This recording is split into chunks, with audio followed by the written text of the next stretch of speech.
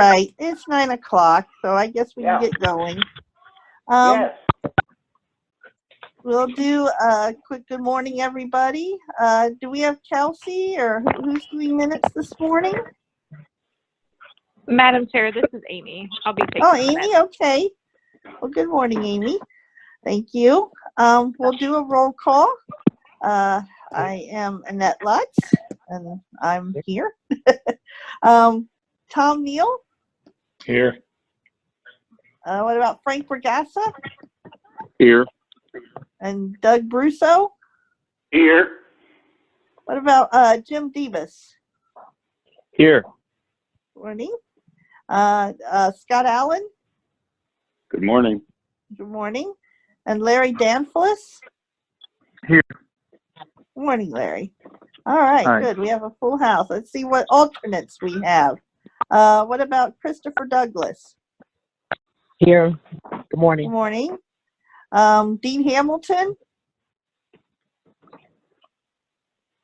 Okay. John Canady? Here. Good morning, John. Dave Morning, Annette. Bergassa? Or Keith Trammell? Okay. And I don't believe we have an alternate yet for Columbus. So I know ballots went out, but I think they're not due yet. I know I wasn't part of opening. So what about BSBI staff or OOD staff? Sally's here. Morning. Morning. You know, Amy was on here and Christy. We heard them prior to the meeting. Yep. Morning, Madam. Rick Shantz is here as well. Oh, good morning, Rick. Anybody else from OOD? All right, let's see what operators we have or licensees. Toledo. Anybody from Toledo? Jim Cyrus. Good morning, Jim. Dwayne Anybody else? Burkholder. Good morning, Dwayne. Good morning. Anybody else from the Toledo area? Okay, Cleveland.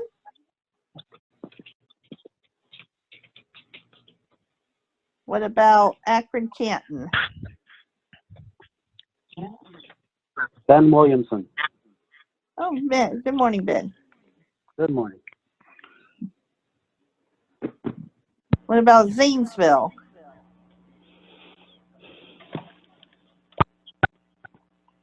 Okay. Cincinnati. Sabrina here. Good morning, Jared. Sabrina. Uh-huh. Good morning, Derek. I'm in the Zanesville area. I couldn't get unmuted fast enough. Oh, that's okay, Lisa. Good morning. Dayton. Do we have anyone from Dayton? Or Columbus? Mike and Julie Russell. Good morning, Mike and John Julie. John? Morning. Okay. Any other Annette? operators? Yes. I'm sorry I didn't get in time. This is Mel Arnold from Cincinnati. Oh, good morning, Mel. How are you? Good. Any other operators or licensees that don't believe they were acknowledged? Okay, what Annette, about? This Isaac McAllister from Akron. I wasn't able to unmute. Okay, good morning, Isaac. Anybody else? All right, do we have any other guests? This is Morning, Kim Annette. Jump It's with OOD Communications on. Good morning, Kim. Morning. Good morning, Annette. It's Ethan with the Ohio Attorney General's office. Good morning, Ethan. Anybody else join us? All right. Well, then we'll get going. What about the minutes from the last meeting, or at least the last regular meeting from January? Did everybody receive those? And Madam Chair? yes, Doug. Yeah, I got the minutes and I read them and I find them to be sort of vague. But I believe that's already been mentioned. Yeah, I do believe we need to do some work, and I don't mean that disparaging the ladies who've been doing our minutes.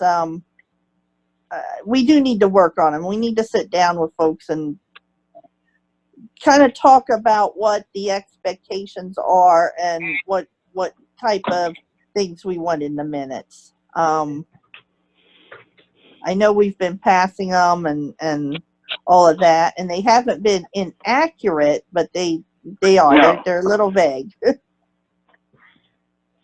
So, Madam Chair, Yes. again, this is Christy. I'm very frustrated too, because last summer I was told that they were too much.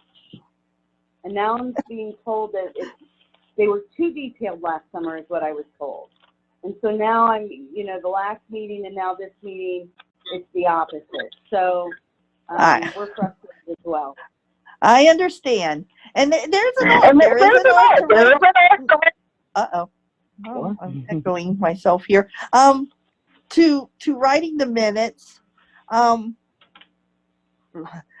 know it's a challenge. I've acted as secretary for the committee before, and I've been secretary for other boards, and I know it's not an easy job to do, to capture what we want captured without it being overwhelming and yet without it being too vague. So I get that it can be frustrating, and maybe it's something we need to try and work on. I would maybe suggest that folks who look at the minutes kind of go back to when Mott was doing them and kind of see, I never heard any complaints about Mott's, the level of information that he put in them. Maybe try and kind of mirror that to some extent.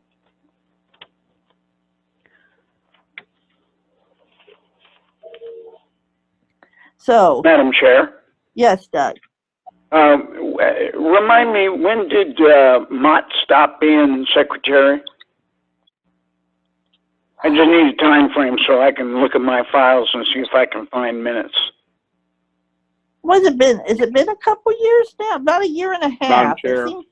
Yes, Frank. Madam Chair, it would have been June 30th of 2017. Thank you. Oh, 17? Yeah. Wow. Wow. I didn't know. Doesn't seem like it's been that long. Yeah, I didn't know that either.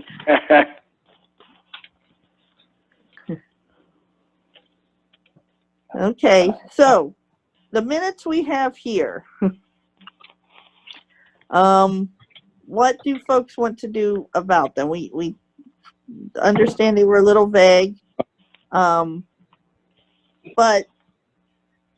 does anyone have any corrections to put on them, or?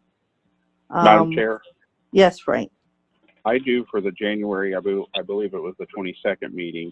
I did go through them. I thought they were pretty good.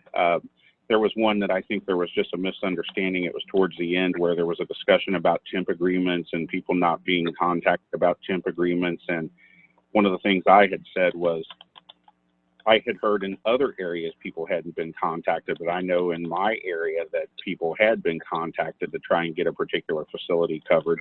And several people, I think by probably Sally, Tanya, myself, had been talked to temp a location, and ultimately we couldn't get anybody and had to get somebody from out of the area. Well, when I was reading through the minutes, it said that I had said that people, that I knew people in my area had been contacted. So I think it was just a misunderstanding, but I still think we need to make that correction. Okay. So would anyone like to make any motions or? Well, Madam Chair, Yes. Doug. Since I personally can't remember the detail from last meeting, I would propose that we just accept the minutes the way they are and move forward. But, So that would be my motion, to accept the minutes. would you accept them with Frank's correction? Absolutely. Okay, so you move Yeah. to accept the minutes as corrected. Right, that's corrected. I will second. Okay, thank you, Scott. For which, are we doing both of these at one time, or are we doing them individually?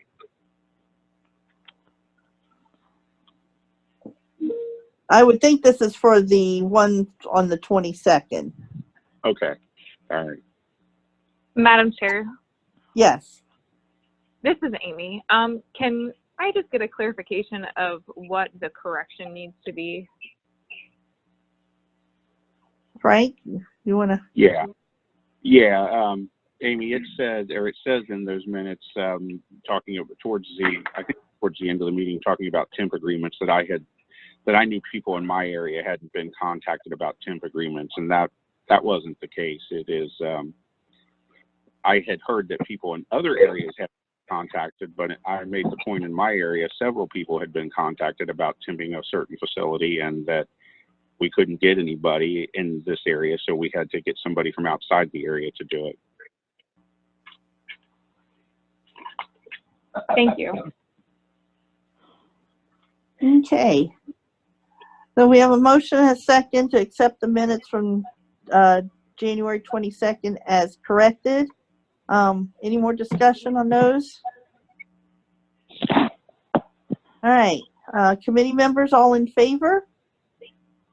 Aye. Aye. Anyone opposed?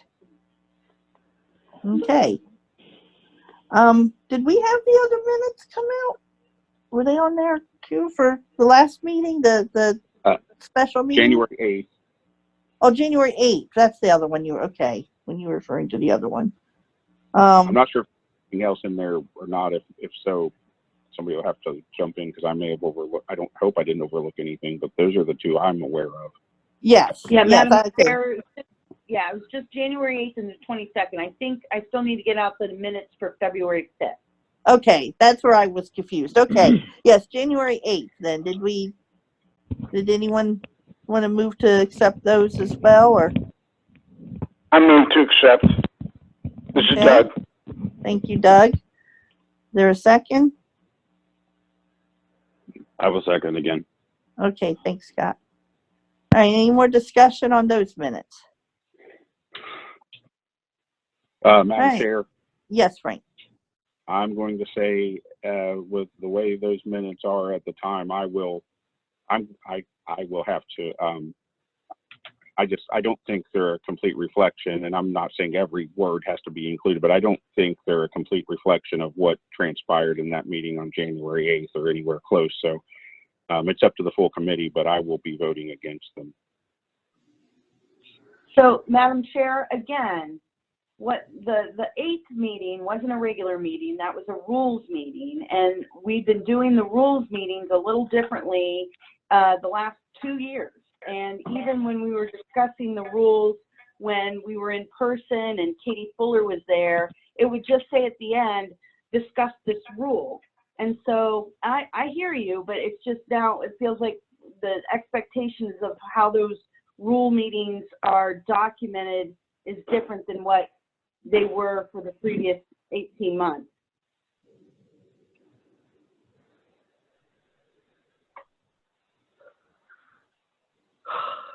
Okay. Madam Chair, Yes, Frank.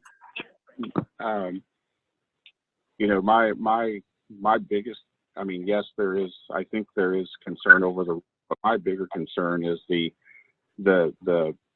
way the minutes reflect the budget discussion that took place between the agency and the committee. That was a pretty wide-ranging discussion, and it's just a very basic summary of what. And I don't have everything in front of me. I would actually have to go back and listen to, find some audio or go listen to something about that actually have everything in front of me, but I know it doesn't, it just basically says, you know, questions were asked, questions were answered, and it's maybe one or two things. And I know there were some other big things said by the agency and said by committee members. So anyway, that was my biggest point. So I'm going to be quiet now and let other people talk. Okay. Any other discussion on the minutes from the 8th of January? All right. All in favor, committee members? Aye. Aye. Aye. Okay. Anyone opposed? Yes. Okay. It passed. All right. The responses to the motions from the last meeting. Did anybody have anything to discuss with those? I think they were all, I believe they were all accepted. Yeah. Okay. All right. Then we'll move on to public comment. I did not receive any requests for public comment. So I will just ask if anybody had any they would like to make. Okay. Then we'll move on to the agenda. We're going to move it around a little bit. Christy requested that we put the website topic first. That's we have a speaker, a guest to talk about that. So Christy or Kim, whoever would like to take that. Okay, thank you, Madam Chair. I appreciate that. This is Kim Jump, and I'm the Communications Chief for OOD. And some of you probably remember I met quite a few of you back, gosh, almost 2 years ago now at the May 2019 annual statewide training conference that was at the Sheridan Capitol Square. You may remember I interviewed quite a few of you that day, and we did a feature in our OOD Works newsletter.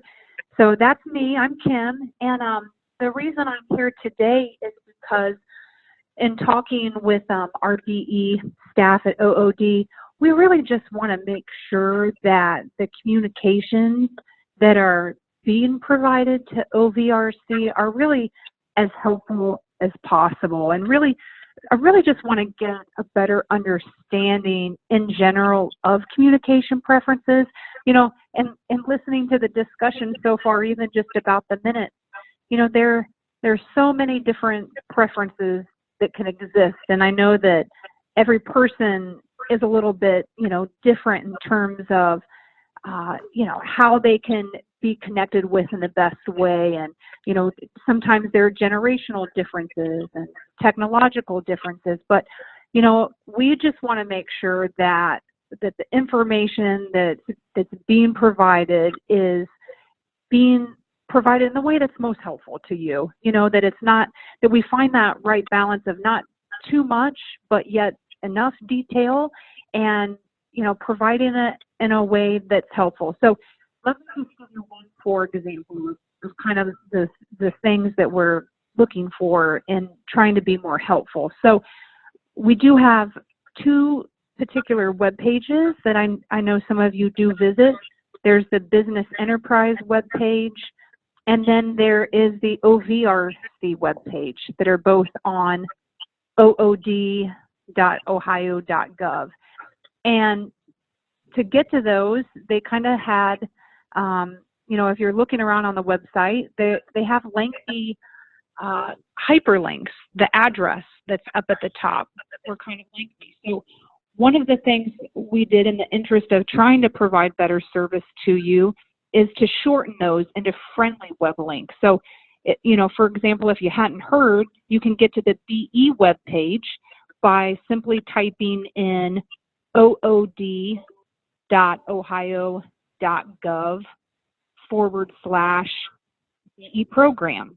And that's all lowercase for BE program.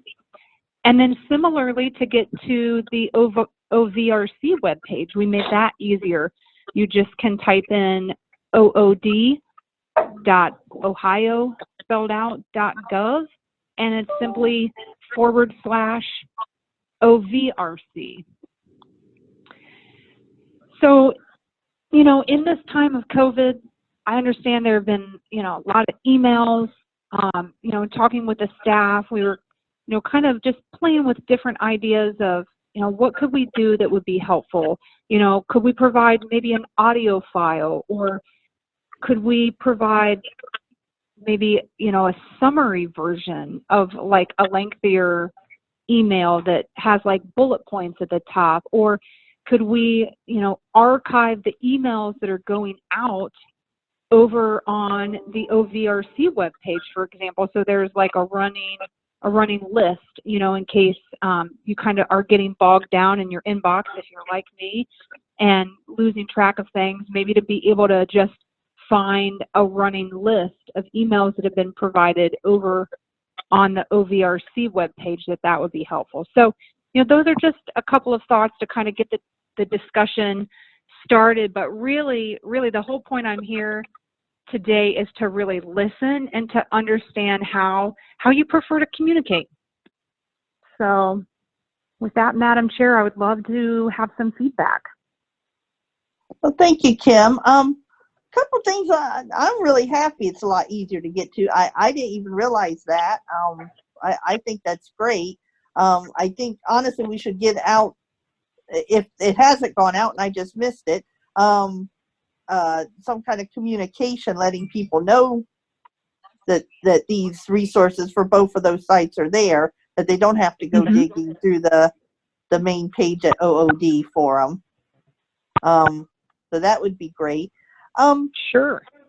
We do record this meeting, and I'm not sure if we could put a link up on the OVRC page to take people directly to, or Tom, if you need to chime in with that too, because I don't know much about it, but we have it on YouTube. Could we put a link on that for our recorded meetings? Yeah, we certainly can do that from a technology standpoint. My question to the group would be, is there anything that's discussed that you wouldn't want the general public to be able to hear or listen, or is that not a concern? That's not Madam a concern Chair? for these meetings. These are public meetings, so. Yeah. Yes, Doug. Okay. What about executive session? I don't Madam believe Chair. we record those. Go ahead, Tom. Executive session is private and those are not recorded. And when I upload meetings to YouTube, I trim any conversation before Annette says, okay, it's 9 o'clock, we're going to start the meeting. And I trim anything after the motion is made to adjourn. So it only contains I'm the just saying contents of the meeting. that I didn't think that would be for public consumption. No, I he's could be saying wrong, but I just bring that executive up as, session is not, Doug. He said, just say we don't record executive session yeah, because it is not for public consumption. right. So as directed at Kim, we would not want that published on the website. Okay. Is everybody able to find those YouTube videos fairly easily at this point?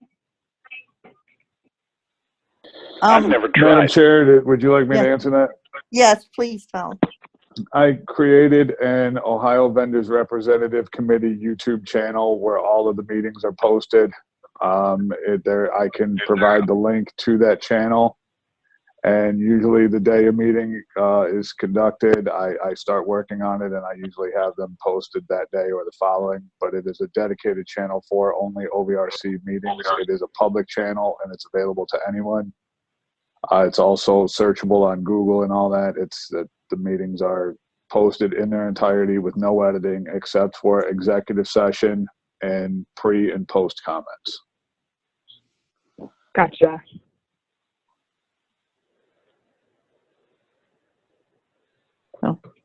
Yeah, unless anybody would have objection, I think putting that link on the actual website would be a great thing. Yeah. Yeah.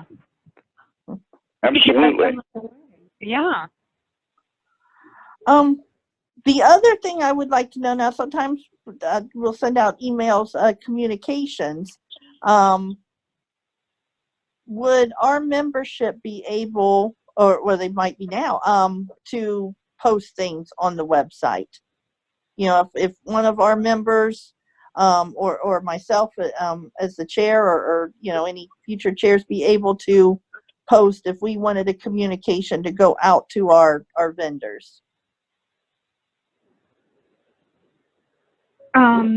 I don't see, I mean, when we start a section that, you know, maybe, you know, the heading would be clear that it's, you know, communication from, you know, OVRC leadership, you know, something like to that extent, and then just kind of have a running list of any messages that you would want to archive there. Okay. Anyone have any other thoughts or questions for the website? For either the OVRC one or the BE one? I said, I'll have to go on there. I'll have to admit, I have not been on either of those sites. I don't know if ever, to be honest with you. So I think need to make it a point to go on there and see what's there now. And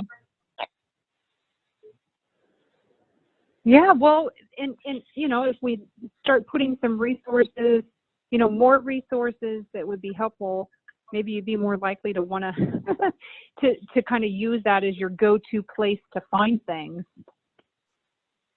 Right, absolutely. Can people in the audience make a point, or is this just for the membership? Yeah, go ahead, Sabrina. No, go ahead. I would like to see minutes put on this website that you were talking about, because right now I get awfully confused between a group that sends me stuff called Sagebrush and then yours. So I'd like to separate those OVRC minutes and put it onto the OOD website, and then anything having to do with the BEP, I'd like to see that go on a website as well. Okay. So, Madam Chair, right now, Yes. all the meeting minutes, the official approved meeting minutes from I think the last 2 years are on those websites, on the OVRC webpage. All the agendas are on there as well. We even tried to put on there, like, and this hasn't happened in the last 12 months, but when a meeting is canceled, it even says canceled on there. So, you know, if anyone says, oh, why is there a gap? It says canceled. So, and I've been doing really well with Shirley Marchi, who works for Kim, in ensuring that, again, like now that we know that the January 8th and the January 22nd meeting minutes were approved, they will be posted Monday to the OVRC webpage. And so you guys can all go back there and you can look. I think it goes back to 2018. And again, we can even talk about prior archiving of it if you needed, you know, minutes farther back. We don't want the page to be so overwhelming where there's like 5 years of minutes, but they are on there. Okay. Yeah, we'll make it a point to look at it, and if we come up with ideas, I'm sure we can get a hold of you. But we appreciate this. Making it simpler and more accessible to everybody is definitely a good thing.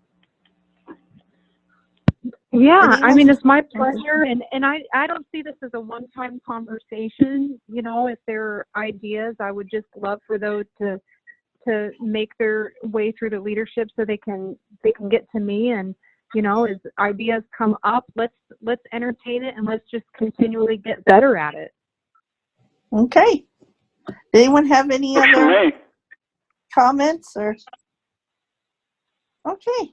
Well, thank you very much, Kim. Thank you, Madam Chair. Okay. All right. We can do real quickly. We do have a packed agenda, so real quickly, let's do the management highlights. Just to throw anything out there that people may have missed or anything from the management reports. So, Sally?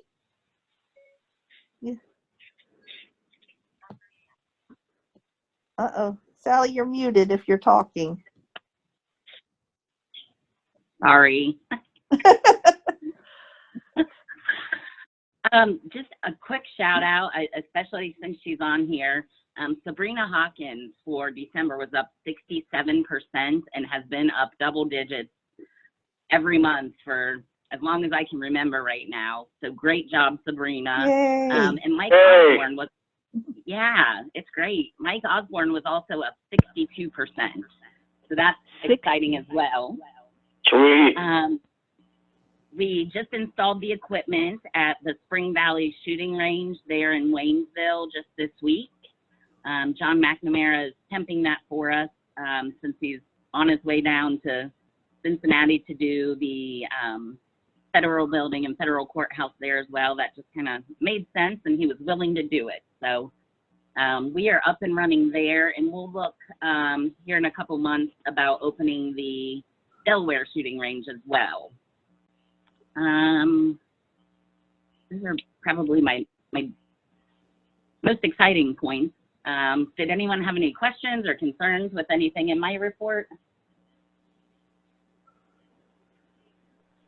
Okay. All right. All right, Madam thanks, Chair. Sally. Oh, go ahead, Doug. I was just going to ask Sally, what is your impression of how, I've seen and read your management report, and it certainly seems to be leaning towards the positive side overall. Is that your read on it too? That's certainly what I try to do, is be positive about it. You know, I've listed everyone's sales and any right information that might be of interest, but if there's something else you'd like to see in here, I'm happy to accommodate that as well. No, I'd just like you to strong arm my granters and, you know, let me in. Yeah. I was going to say, Sally, if you could do something to make my sales number higher on your report, that would be there you go. I could certainly do that. It just won't put more money in your pocket, unfortunately. Okay. Thanks, Sally. Amy? Hi, Madam Chair. Thanks. I'm just still working on the seniority list as people are calling and emailing things to fill in their gaps. Does anyone have any questions about anything that was on my report other than that? Madam Chair? Yes, Doug. I looked over that as well, and I've got your submission, and I've looked through my files, Amy, and I cannot find my CDC contract, which is what you said you were missing from my file. So, you know, that probably got, you know, shredded with a lot of stuff from those days. That was back in '97. That was my first location, and it was a temporary contract. And Madam Chair, yes, just to, I guess, let everyone know what I was doing. So anything, if you can kind of tell me like a date range or tell me that filled your time between two facilities. I'm taking all your information down and I'm noting it in that large Excel file that I was provided information by the operator, whether or not there was documentation. And I was going to bring that back to OVRC after March 31st when everyone had a chance to kind of tell information and see what the committee thought. I'm not necessarily determining anything about the information. I'm just adding it into the report. So yeah, well, it'll all be, I think it's all going to work out. People are bringing in their discrepancies from what they had, and she's just plotting them in, and we're all going to look at them probably in April, and I don't see there being a big conflict with it as people are telling what facilities they had. So I think it's going to work out really good. Just as a quick story, a quick note, I can confirm Doug getting his CDC placement because I was in the room with him when he got the call, and I knew he was getting his first job even before Patty knew it. So I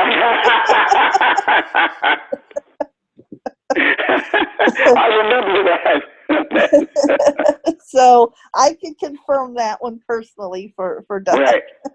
And it was all the way back in '97, March to October. Yep, I remember. So okay. Any other questions for Amy? All right, and I don't believe we have Cynthia on here. So I don't know if we had anything. Christy, if you had anything to report on Cynthia's behalf?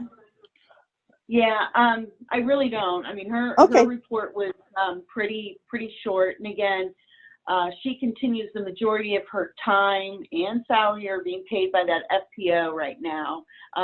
Again, I think once things start opening up, we have some people that we're going to have to start talking about the in-stands, that people that have gone through pretty much the whole training just waiting for in-stands. So I think we need to talk about that probably April, May-ish. Okay. You can do that. All right. If we didn't have anything else with the budget or the management reports, I put the budget report on here. I don't know if we have a lot to talk about with that, but we're going to, as Greg requested, and as is the smart thing to do, have it as part of our agenda going forward, to see if there's anything that needs to be discussed with it. So did anybody have any questions, concerns? Bureau folks, Christy, if there was anything, any expenditures or anything like that we needed to talk about? Madam Chair. Yes, Doug. I read over the budget report, and the one thing I just need some clarity on. At the top of the document, you talk about $3 million being, I think it's the total sales for the program. Is that correct? Christy? I just want to know, is that reflected after the match or before? So, Madam Chair, Doug, please repeat your question. You're asking about the one report. Yeah. Sure. At the top of the document, you note the figure $3 million and change, followed by another figure $2 million and change. And what I want to know is I believe it also says that those are matchable funds. What I want to know is are those numbers reflective of after the match or before the match? I believe that includes the match portion. Okay. Thank you. I appreciate that. And then the other thing that we were talking about is just very basic, simple, like cash balance report. Again, maybe having like a chart that we update once a month, maybe every other week on the OVRC webpage that we just talked about. And again, I think we could get out to the committee, and we can talk about it next time, what it would look like if that's something that would interest you guys. And again, you know, you're still going to get the reports, but if at any time you want to get on the website and look and say, okay, here's our balance right here,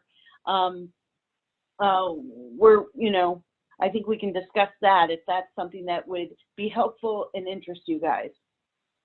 Oh yeah, I think it definitely would. Yeah, we definitely want to take a bigger hand in this. I know we did have one operator who filed a grievance about our handling of the budget, and preparation and planning for things. So we definitely want to take a hand in prepping the budget and knowing what's going to be spent on what, and figuring that out as we move forward. So, did anyone have any other questions or concerns about the budget? Okay. Let me bring up my agenda here. Commission decision. Oh, please, budget discussion. Management report highlight. University of Toledo. Okay, we can get into the universities. First one I have on here is the University of Toledo coffee kiosk. Christy, you want to give us the latest with that? Sure. I will give you guys the latest on that, and then Rick might jump in. Okay. So the University of Toledo coffee kiosk, University of Toledo has indicated that they want to take us to a 3-panel. They want to take us to a 3-panel. We're under they don't believe it's suitable. So that's where we're at right now and why we're bringing this to you guys. Again, I don't know what's in their head. We can't predict what they're thinking, or what their case is going to be. But that's where we're at right now. If I have to go back, they terminated the agreement last fall. They did. And it hasn't been open since then. So that's where we're at right now. I will say that Mr. Cyrus has this week proposed to open back up, and we have taken that to them. So that's still on the table. But if they don't accept that, then I think our only choice at this time is to challenge their challenge that it's not suitable. Well, it's obviously suitable. It has been determined as suitable. It was a suitable site all along. There's been nothing to change as far as that part goes. So it's at my absolute opinion that it is a suitable site, and if we need to fight for that, and just, it's up to the committee to make a motion to decide that. But I believe, as the rep for the area, that we definitely should fight for that and do what we need to do to get back in there. Madam Chair. Yes, Doug. I just kind of want to know, if we fight UT on this, how much is it going to cost the program to fight? In other words, what I'm thinking in my mind is we could lose the fight ultimately, and then we'd be out all that money we spend on attorneys and so forth to fight this battle. And it was Cyrus himself that decided to close that and jeopardize that location in the first place. And now back up. I just. Yep. Go ahead, Christy. Madam Chair. So, Doug, that's an excellent question. I don't know how much it's going to cost us. I know, I believe with RSA arbitrations, RSA picks up the tab.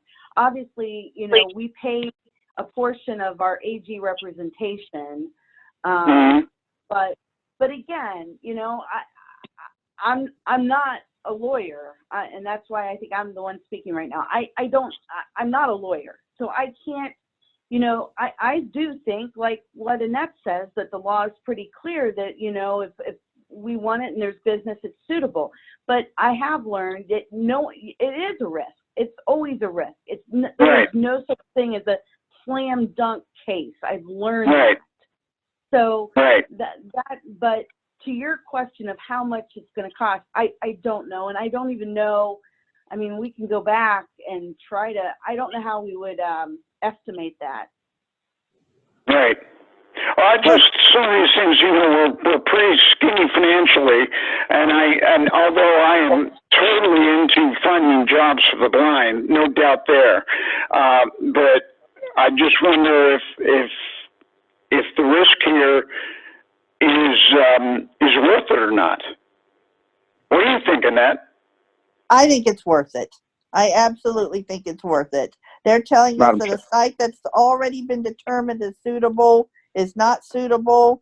That's not a road we want to be able to go down. We have not only this university, but we have other universities out there. And for a university just out of nowhere to say, we don't think it's suitable anymore is a bad precedent to get into. Frank, did you? Madam Chair. Yes, Frank. Yeah, that's where I was going. I was going to say pretty much what you just said. And I'm going to, and none of us are attorneys, but I will say this. I believe if it was suitable 3 months ago or 6 months ago or 12 months ago, then it's still suitable today. And they just got upset over something and are trying to challenge what the law says because they weren't happy with I'll say they weren't happy with the situation that I believe the pandemic caused and set up, and and that's caused differences in our operations in many different locations. Some operations are closed, some operations are operating but barely. So, anyway, that I believe it's worth fighting for, and I think if we don't fight for it, we're putting our suitability priority at universities.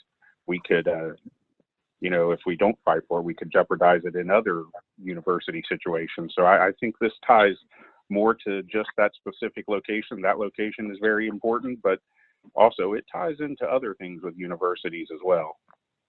Well, Madam Chair. I heard a couple people. Doug was one of them. I didn't hear the other one. Okay. John, go ahead, and then Doug. Yeah, I was just going to say I agree with Frank's point, and to counter Doug's point, what's it going to cost the program and service charge dollars if we don't fight for it? So that's good point. That's the only thing I wanted to say. Thank you. Thanks, John. Okay, so Madam Chair, this is Rick. Yes, Rick. This is Rick. All great points on your end. I guess we just don't want to overlook the risk on the other end for you guys to consider as well. That if we don't prevail, there is a possibility that other universities and colleges may use that decision to challenge suitability in whatever way the decision says. So that's just the other side of it. I completely understand, where you're coming from when you're saying, well, if we don't challenge it, we're putting not only the facility at risk, but maybe other colleges look at that and say, well, they didn't challenge it, so we want to go to a suitability determination at this time. So just understanding both sides of the coin there on the risk coin, just wanted to bring that up. I understand. Yeah, I do. Thank you, Rick.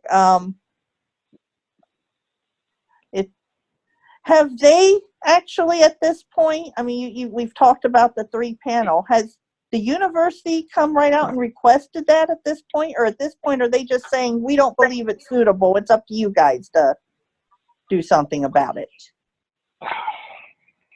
What they've provided to us, they haven't presented any arguments. I anticipate they would do that, or we anticipate they would do that once and if litigation begins. But what we do know is that they do not believe that site is suitable at this point.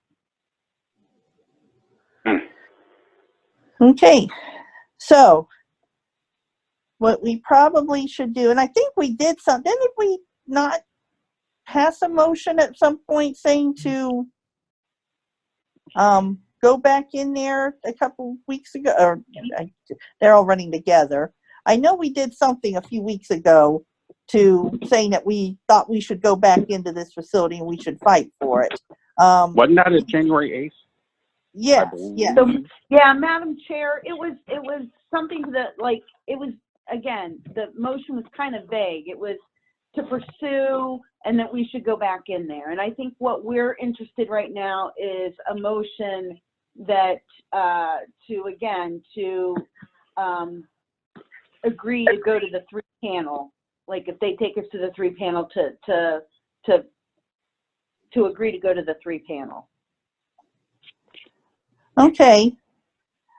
Is there anyone who would like to make a motion that for the coffee kiosk at the University of Toledo Medical Campus, that we move forward and challenge them in to determine, challenge them that this is a suitable site, that it should be continued to be considered a suitable site, and that we move forward to a 3-person panel hearing if necessary.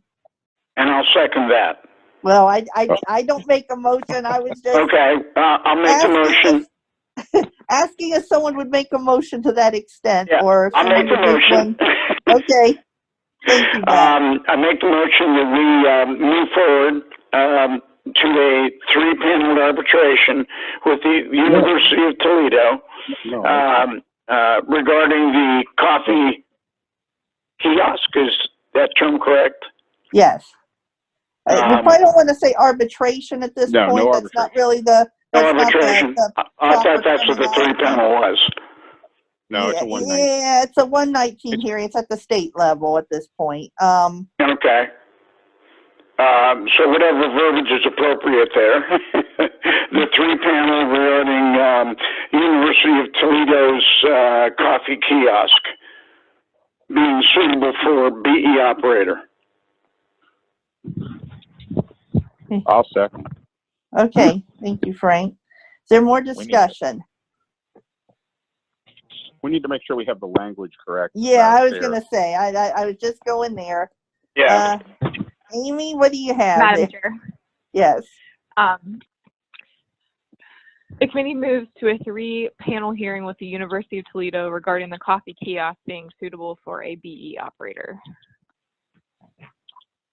Yeah, that probably, I think that does it good enough. We all know what that means and what that is.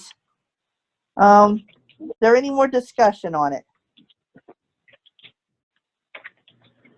Okay, we're going to call for the vote. Doug? Yes. Frank? Yes. Scott? Yes. Larry? Yes. Tom? Oh. Come back to Tom. Jim? Yes. In favor. Yeah. And Tom, are you still with us? Madam Chair, I'll go ahead and say yes. Okay, for I was Tom. just going to ask for you, Christopher. Did you vote, Christopher? I'm sorry, I was talking. I did. I said yes. Okay. Then it passes. All right. Is there any more discussion on the University of Toledo? Okay. Then we're going to move on to Cleveland State. And I'll throw it back to Christy where we are with this and what we need to do. So, Madam Chair, just to remind everyone, we have an executed BGA from last spring, and we would like to go in there July 1. And to do so, again, we're going to have to procure some equipment, but us moving money off of the staff salary, I believe we've got the funds to do so. I want to remind everyone that the Cleveland State BGA is for snacks only. And we've talked about, you know, going after colleges and universities for both pop and snack. I don't know when their pop is up, their current agreement. We do plan on getting their agreement to find that out. I don't know if it's this year or not. So I guess my question is, you know, we need to know, like, really soon, and start making plans to go in for the snacks come July 1, and to go either forward with the current signed BGA or to scrap it and try to get both pop or snack, or again, go in for snack but still pursue the pop.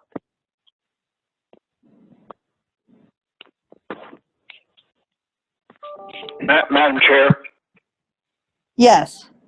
it seems to me that the beverage side is the moneymaker in any of our locations, and it's been my experience through the locations that I've been at that the beverage drives supplementary purchasing of snacks and sandwiches and whatnot. So I think we should go for the pop. So, Madam Chair, go ahead. Madam Chair, I think we should go for the pop too, but do we sacrifice the snacks? Because I do believe with Cleveland State, and I've had some history. I've looked over history that's gone back almost 10 years, and again, I'm not a lawyer, but it's not going to be like Kent State or Youngstown State where they are like, oh, okay. I think this might go to a 3-panel, and we're going to have to fight for it. Again, we have an executed BGA right now for the snack, which is about 37 machines. And I'm not saying, we're going to give up the fight for the pop. I'm just saying, do we do the pop fight right this second and sacrifice the current BGA, or do we go with the current BGA that is supposed to go into place July 1 and still go after the pop? That's the question. Madam Chair. Yes, Tom. I appreciate the heads up. I'm sorry I was otherwise engaged. I don't know what I missed, but I just want to throw my opinion out. I leave it up to the broader hive mind to decide which way to go with this, but I just want to offer my perspective. If we take snacks, that's a different opportunity as far as a temp goes, and it's a different facility as far as someone bidding on it goes. Will we even get any interest in a snack only facility? Speaking for myself, I wouldn't bid on it. It's a lot of in and out of buildings. There's no storage out there. It's going to require a driver. It's going to require a vehicle. It's going to require offsite storage, and it's going to require a lot of work in and out of places. And doing snack only, not only will it be difficult to find a temp operator to do it, but it's going to be very difficult to find a permanent operator who wants it, because we all know snacks don't make as much as beverages, especially with the coronavirus. Sales are down, so you're going to be chasing dates all over the place and trying to find the popular locations. Also, when the beverages are finally added, we're left with the question of, do we add those beverages to the current operator? And if so, that's kind of inappropriate, because it's going to more than double the sales that were established with just snack alone. Or do we put another operator out there, and now we have one operator who's making a lot of money, the other operator is not, and now we have service issues. So it brings up a lot of questions no matter how you do it. And my personal opinion, and again, this is not as a Cleveland OVRC rep or even as a member of this committee, but my personal opinion as an operator, I would say I would like to see it go up I would like to see it be temped and posted as a complete opportunity, as a complete facility with beverages and snacks. And with that, Madam Chair, I guess that's my opinion on the situation, and I'll step back and wait for the discussion. Thanks, Tom. Madam Chair. Yes, Doug. I find myself in agreement with Tom. I think there's a lot of issues having to do with just going in and doing snack without the pop. In listening to Tom, maybe we should fight that fight. Because ultimately, it'll be a great location for somebody with both. But does anybody want to weigh in with respect to arguing for just doing a snack now and following up with the pop? Madam Chair. Yes, Frank. My concern about just taking the snack only is,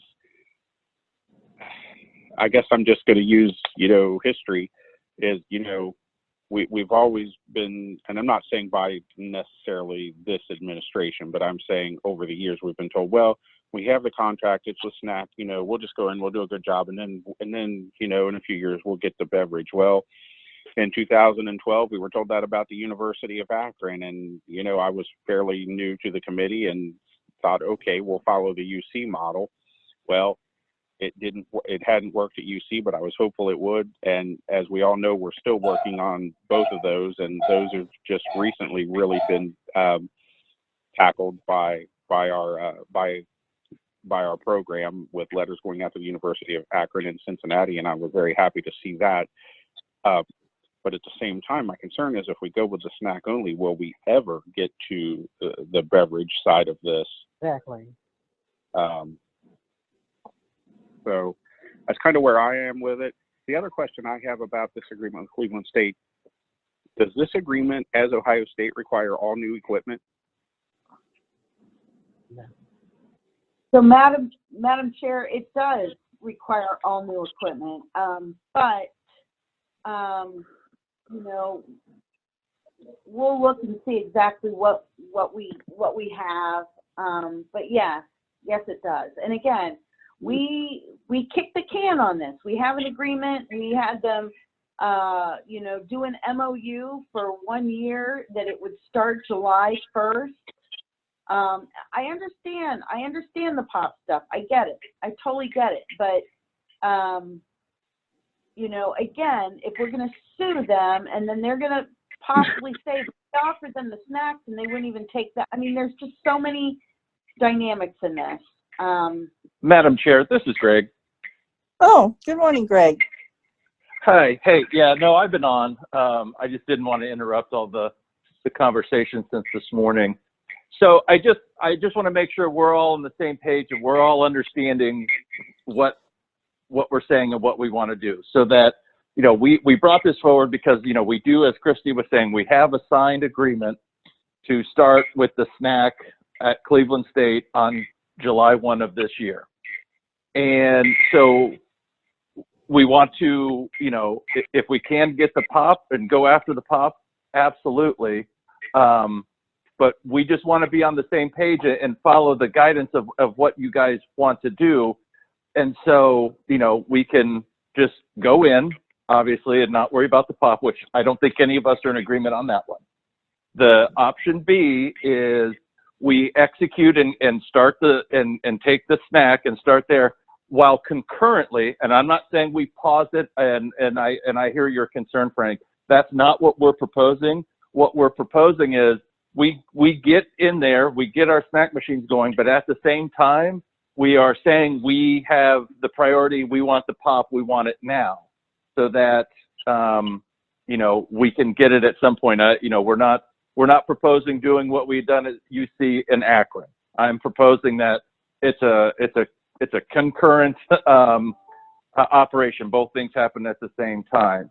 And then option C is, I think what you guys are kind of or maybe not, but this is what I'm hearing, is that, we kind of, I don't want to say blow up, but we say, yeah, we're not coming to you guys, to Cleveland State at all, unless we have snack and beverage. So I think those were the three, and we will go with whatever we'll work through with what you guys have.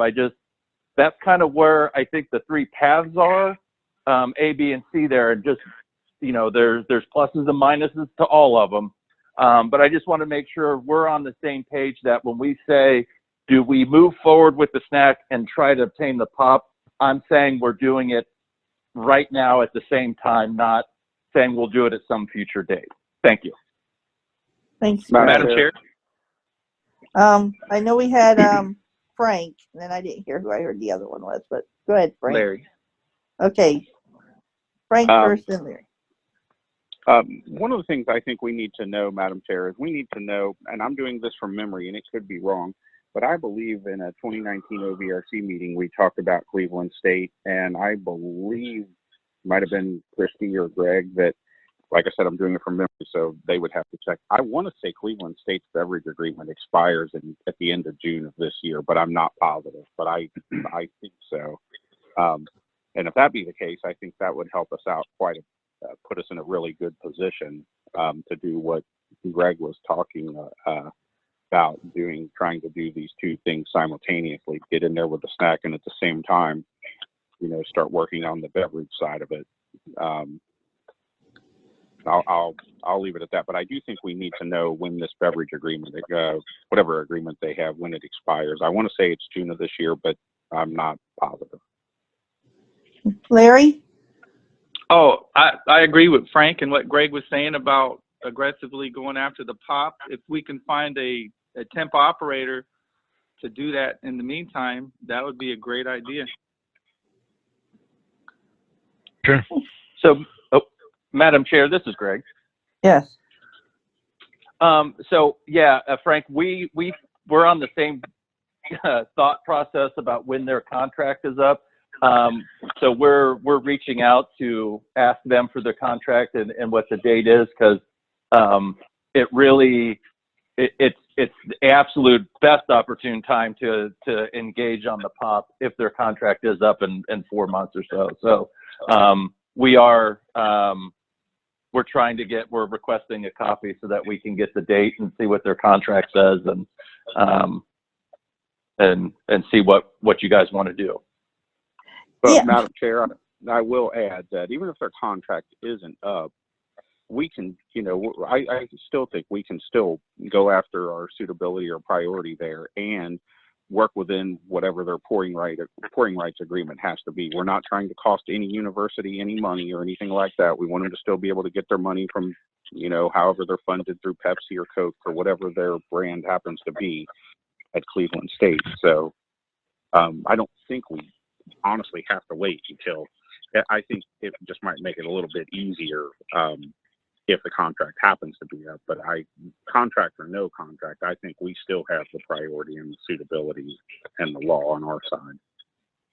And I agree. And I was just making the point that, same with you, Frank, that it seems like when they're up, it's an opportune time to have that and pose it to them, because it kind of takes away one of their arguments that, we've got 3 more years in a contract.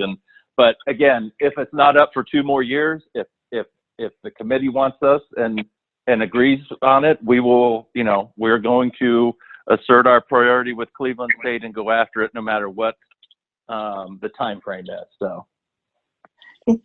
Yeah, the other thing is that if it's about to be up in the next few months, they may be trying to get another one signed, or if there's an extension on it. We want to definitely find that out before they do something, really stupid, like put pen to paper somewhere and and Exactly. get themselves into one that they don't have already. So, Doug, did you have something? Yes, I do.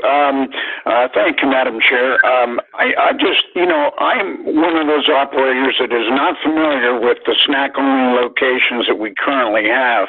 And if I recall correctly, Frank mentioned one of them was University of Cincinnati. Is that correct?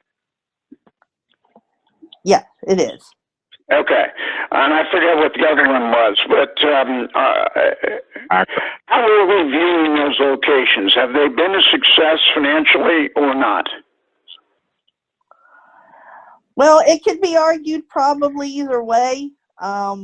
Cincinnati, we have broke into several facilities that are just snack. I don't think any of them are big blockbuster facilities, to be honest. Akron U, I know, is struggling. Owens Community College, where we only have snacks, I know is struggling. Yeah. So I would say that let's not put our money into a location that historically snack only is not shall I say, a mediocre location. Let's fight for our priority and go from there. Madam Chair. Yes, Scott. I'm concerned. I definitely think we should pursue the beverage rights My concern right now with COVID, Christy had said approximately 37 snack machines. My concern is that when we go in there right now, should we try and, if we go in with just snacks right now, should we try and hone down the number of machines from 37? Because we've got situations right now that we're facing with, other temps where we're finding out we have way too many snack machines than what really should be there right now with COVID. Is that something that we should address right now before we even go in there? Well, I think if we decide to go forward with the snacks, that's something we can definitely look at, and see if that's appropriate to have that level of machines. I think the question today is, do we go for the snacks now where we already have a contract? I think everybody's on the same page that we should go for the pop. But do we, as Greg pointed out, we have three options. I don't think anybody liked option A. But do we go for the snacks, go ahead and establish a facility there and aggressively pursue the beverage? Or do we not do anything, tell them we want everything we're entitled to or we don't want anything? I'm thinking those are our two options. And yes, Doug, or not Doug, John.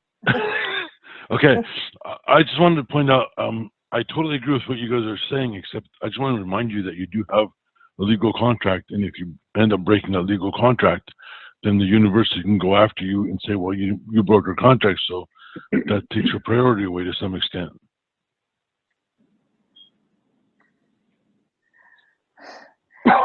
I'll be honest with you, I'm torn on it too. And John pointed out where my concern was. We have business that's being not given to us, business that our priority gives us. I hate to turn that away. I really do. But I also take into consideration what Tom was saying and stuff. I know that if we try to put an operator in there, it's not going to be a very good facility with just the snacks. It may be a challenge even to get anyone to run it with just the snacks. It's going to be a lot of work and a poor, producing facility with just snacks. But I share John's concern too. Do we absolutely break an agreement?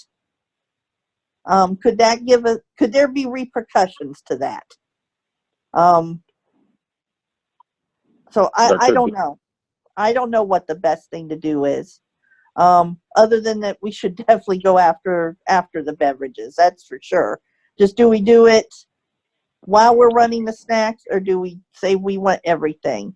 And I have a concern with claiming that it's not suitable without the beverages, which is basically what we would be doing when we have other facilities out there where we don't have beverages. I don't know. Madam Chair. Yes.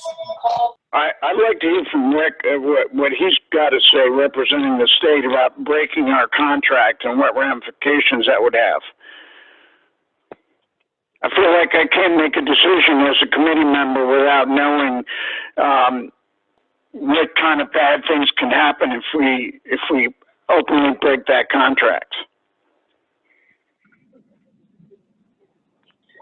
Yeah, this is Rick. So if we break that contract, we're looking at something similar where they're going to be arguing suitability again, because then we're looking at the establishment of that facility for the at least the snack vending, right?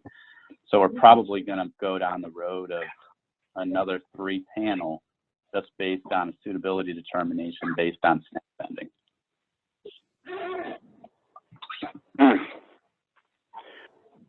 Yeah, it's a quandary. It is.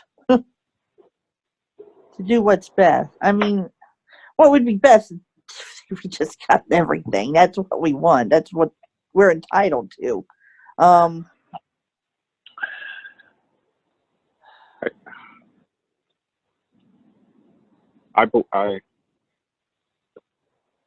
Madam Chair, I Yes. believe that I'm really, I think probably if I'm hearing Christy and Greg correctly, they have made a commitment to go after the beverage here pretty much simultaneously as we're doing this. I still have to be honest. I have concerns about doing it that way, but I have concerns about the other way as well. So I think, in other words, I guess if we go ahead and take the snack, we're I think we kind of put ourselves in a position to go, yeah, well, we have the snack here, but if you're saying that the snacks are suitable, then the beverage by default also has to be suitable. So, I kind of leaning towards doing it that way, but I don't want it to be the same outcome, where we've went that route at other universities and then kind of it fell by the wayside over the years, so to speak. Because the goal is to bring in more revenue, the biggest goal is to make a job for an operator, and then the other goal, of course, is to start bringing in more revenue, more service charge dollars, and more. I will be honest, I am very concerned that the agreement requires all new equipment.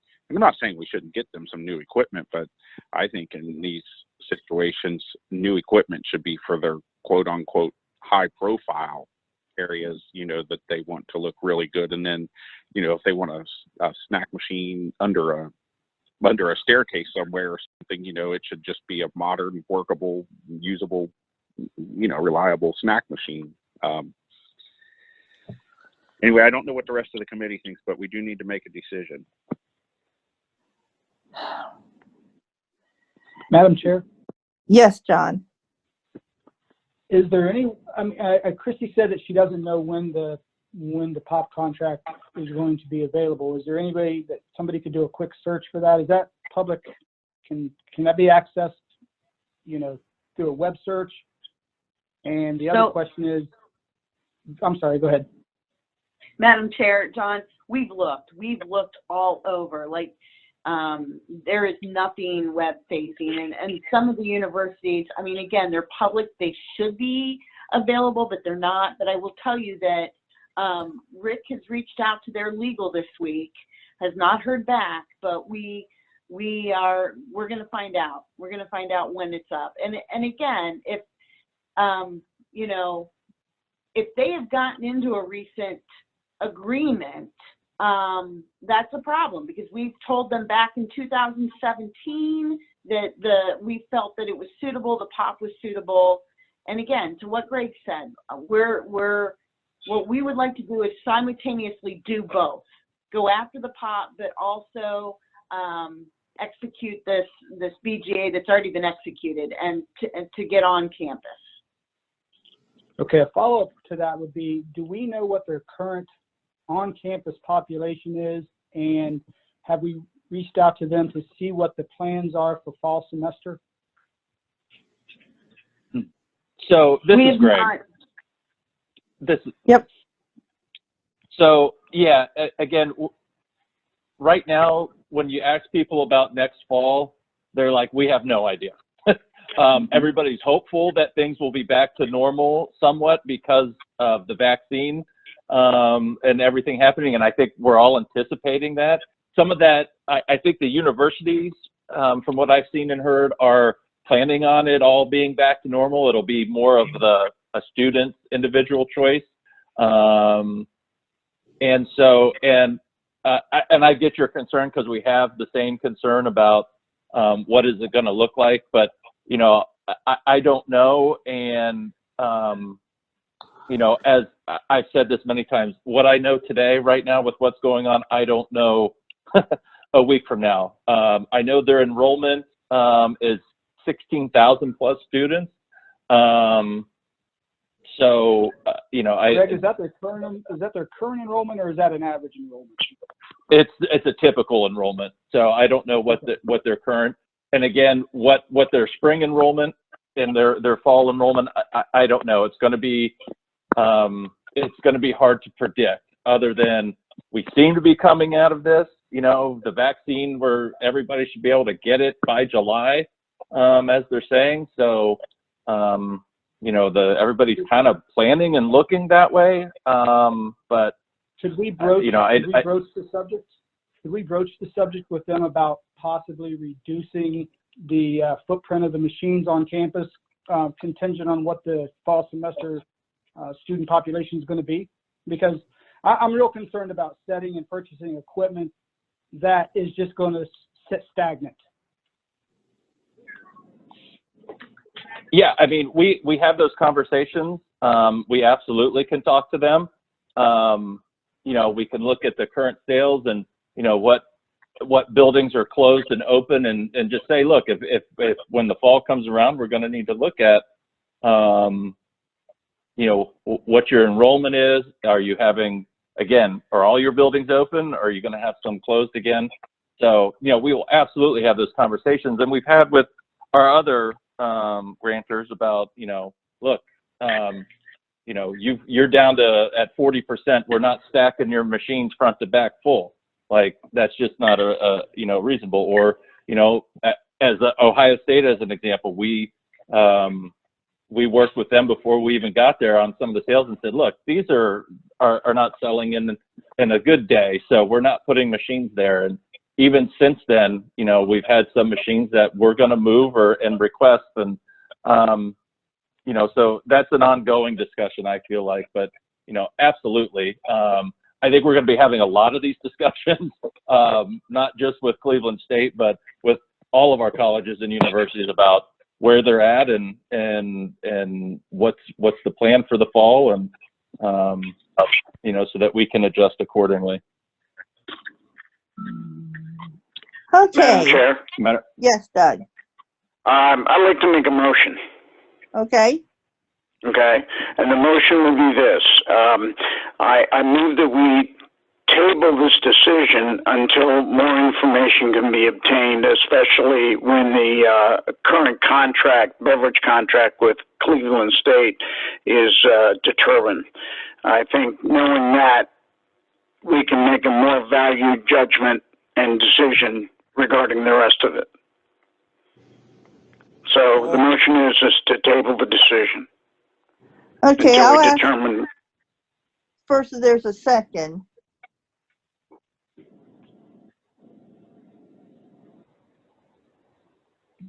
All right. I'll second it just for discussion.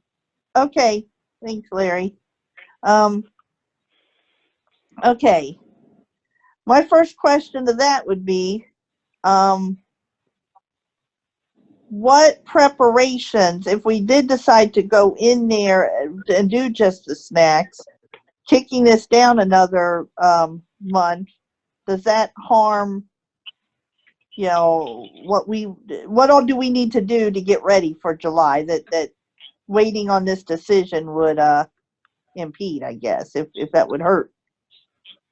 So, Madam Chair, and then Yes. Sally or Christy can correct any of my what I'm saying. But I know Cleveland State has reached out to start the planning, and I believe we have a meeting next week to talk about what the logistics and how we're going to do this, because it's the end of February, and I don't know, and Amy and the crew can fill us in on how long does it take to, what is our lead time to order machines, schedule all of this with Schaefer, because we're also having Schaefer right now schedule for the telemeter replacement that's going to be going on.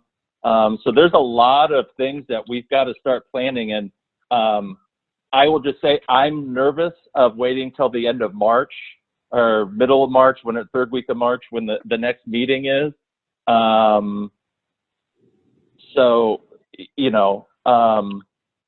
And I get and I understand, because it is a tough decision, which is why we brought it to you guys to have this discussion.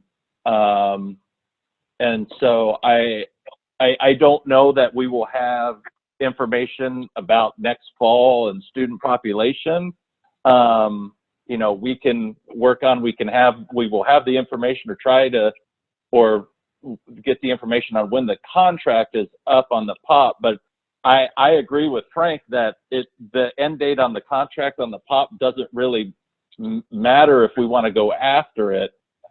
It just makes the conversation a little different because their contract is up versus they have a couple years left. So, it makes me a little nervous to wait a few more weeks in terms of the planning and the logistics piece, because I don't know how much more beneficial, and maybe Doug, you can clarify exactly what specific information you hope to have or you want us to get other than the POP contract to help you guys make this decision. Well, I just was wanting to know when their POP contract is up. I mean, if it's up anywhere between now and July 1, when we're scheduled to start business at Cleveland State, then I would say let's do the snack and go after the POP. But I would probably vote no if the contract doesn't end until the beginning of next year or even the end of this year. Then we're just stuck with the snack and the mediocre location. So, go ahead. Go ahead, Christy. So even if the POP is up July 1, we would have to negotiate a BJA, and that's if they don't fight it. And again, I believe they're going to fight it. So we're not going to get the POP July 1, but we're going to fight for it. Whether it's up July 1, whether it's up next January, we're going to fight for it. So they said something there. Right. And if they want to do machines, say, and one guy. Again? Well, yeah. So one guy. I think we Madam have. Chair? Yes, Larry. Hey, yeah, we need jobs. I think I remember the snacks did pretty well prior to COVID. And there's people out of work right now, and if somebody's willing to go out there and hustle, get this place up and going, that's great. So, Madam Chair, the other thing I would like to point out to everyone, last year when everything was shutting down, I got a call from a guy twice, and it's the guy that's currently doing the snacks, and he wanted to subcontract it out from us. I'm like, no. We're going to go in there, and that's a job for our program. We're not subcontracting. So I don't have the figures right now. It does make money. It does. I understand that the majority of the money is in the POP. I think that, and I think it would be a different discussion if we didn't already have a signed BGA. I hate the thought of blowing up a BGA. And what that looks like too, and again, I do, like what Greg was saying, I do worry about, I think we need a decision. Yep. I think so too. Real quick, Madam Chair. Somebody who's making a lot of noise in the background, just try and mute yourselves if you're not speaking. I tend to agree with Larry. I honestly do. I'm worried about the precedent it says, but I don't like blowing up the agreement either. And, we have the commitment for the Bureau that we're going to aggressively fight for the POP. I guess we should go, and I'm worried about the things that Tom pointed out, but that's just my opinion. Frank? You were good? It was Doug. Oh, Yeah. I'm sorry. Yeah. I'm sorry. I was just, Madam Chair, in light of this discussion, I withdraw my motion. Okay. Madam Chair. Yes. I would like to make a motion, and we can work on the verbiage, but my motion is that we begin the snack service to a diminished capacity with Cleveland State while also pursuing beverage rights. That's it. If we can hone the verbiage. But if you're willing to hone the verbiage, I would honestly take the diminished capacity out because we don't know what it's going to be. We may not need a diminished capacity. So, well, what I meant by that, and I didn't add in the fact that reflective with student population is what I was trying to get at. So we didn't overextend ourselves with the number of snack machines like we have done with other BGAs. okay. So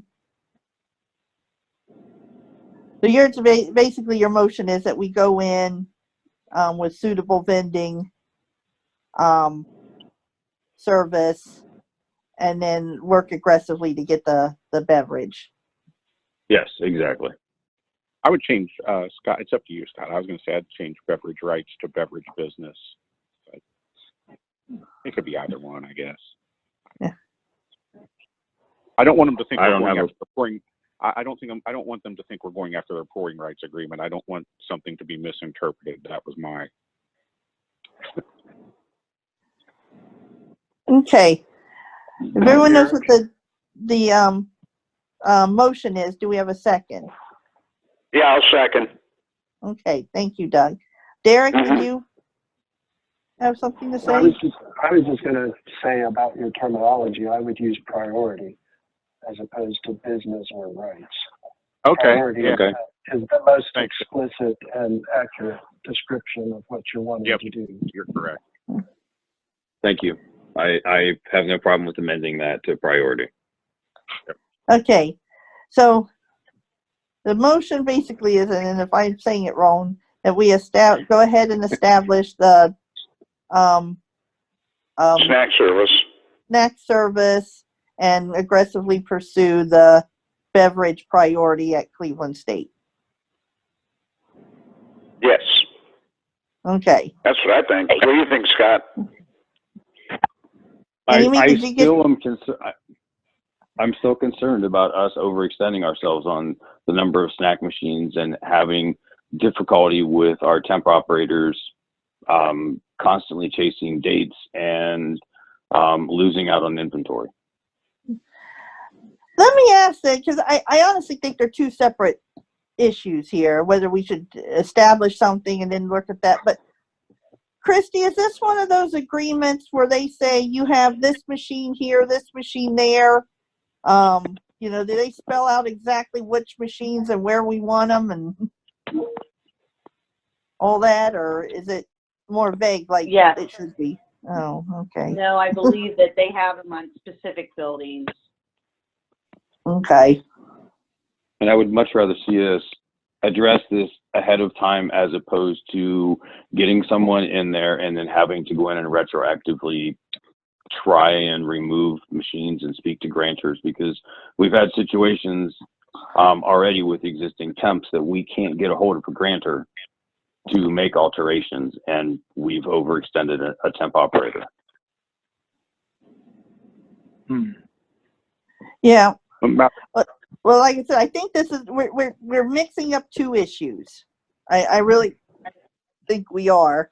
You know, that we want to do snack service. Go ahead and comply with the current agreement and do snack service and aggressively pursue the beverage priority.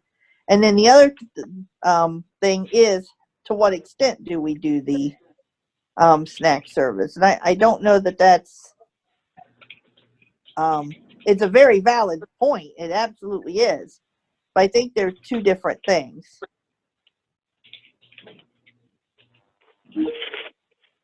Madam Chair.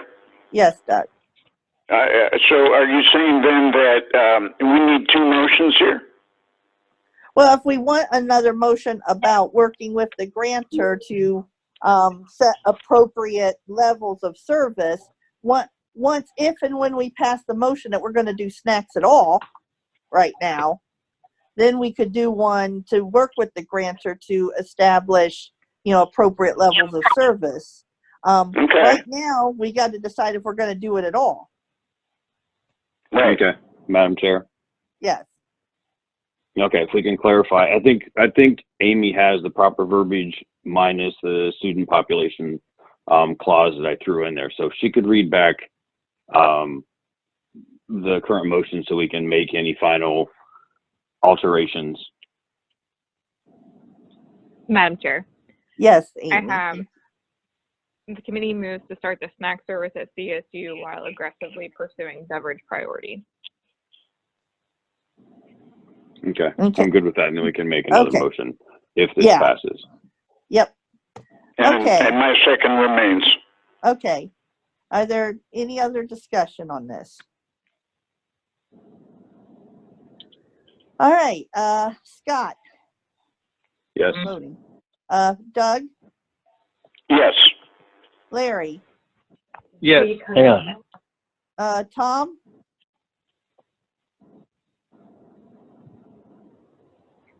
Christopher. All right. We'll come back to Cleveland. Jim. No. Okay. Frank. Oh.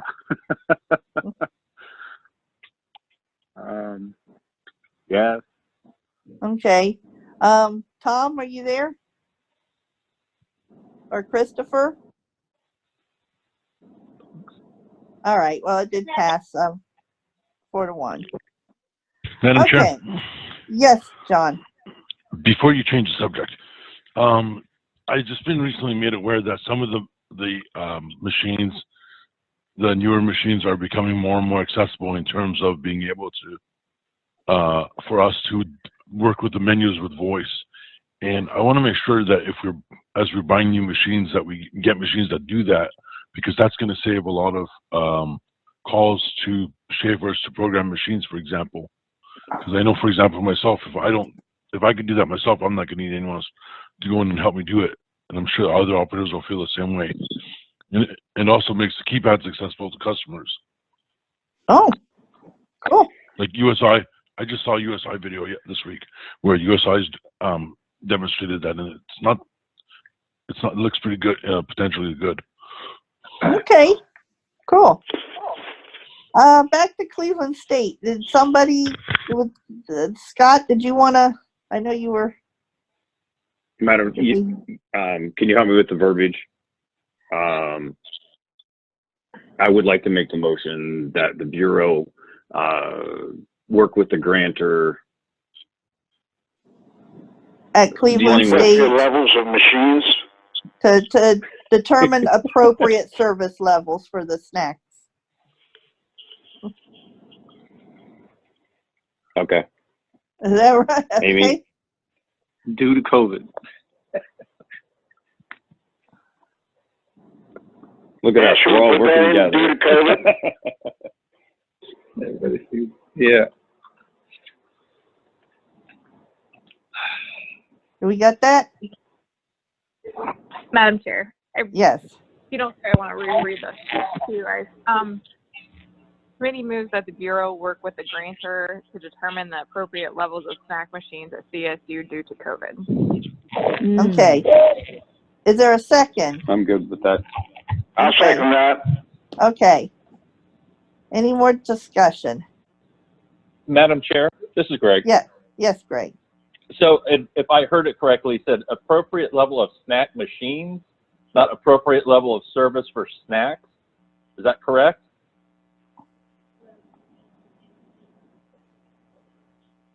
Aren't they the I same? do believe it said. I thought it said snack service. Okay.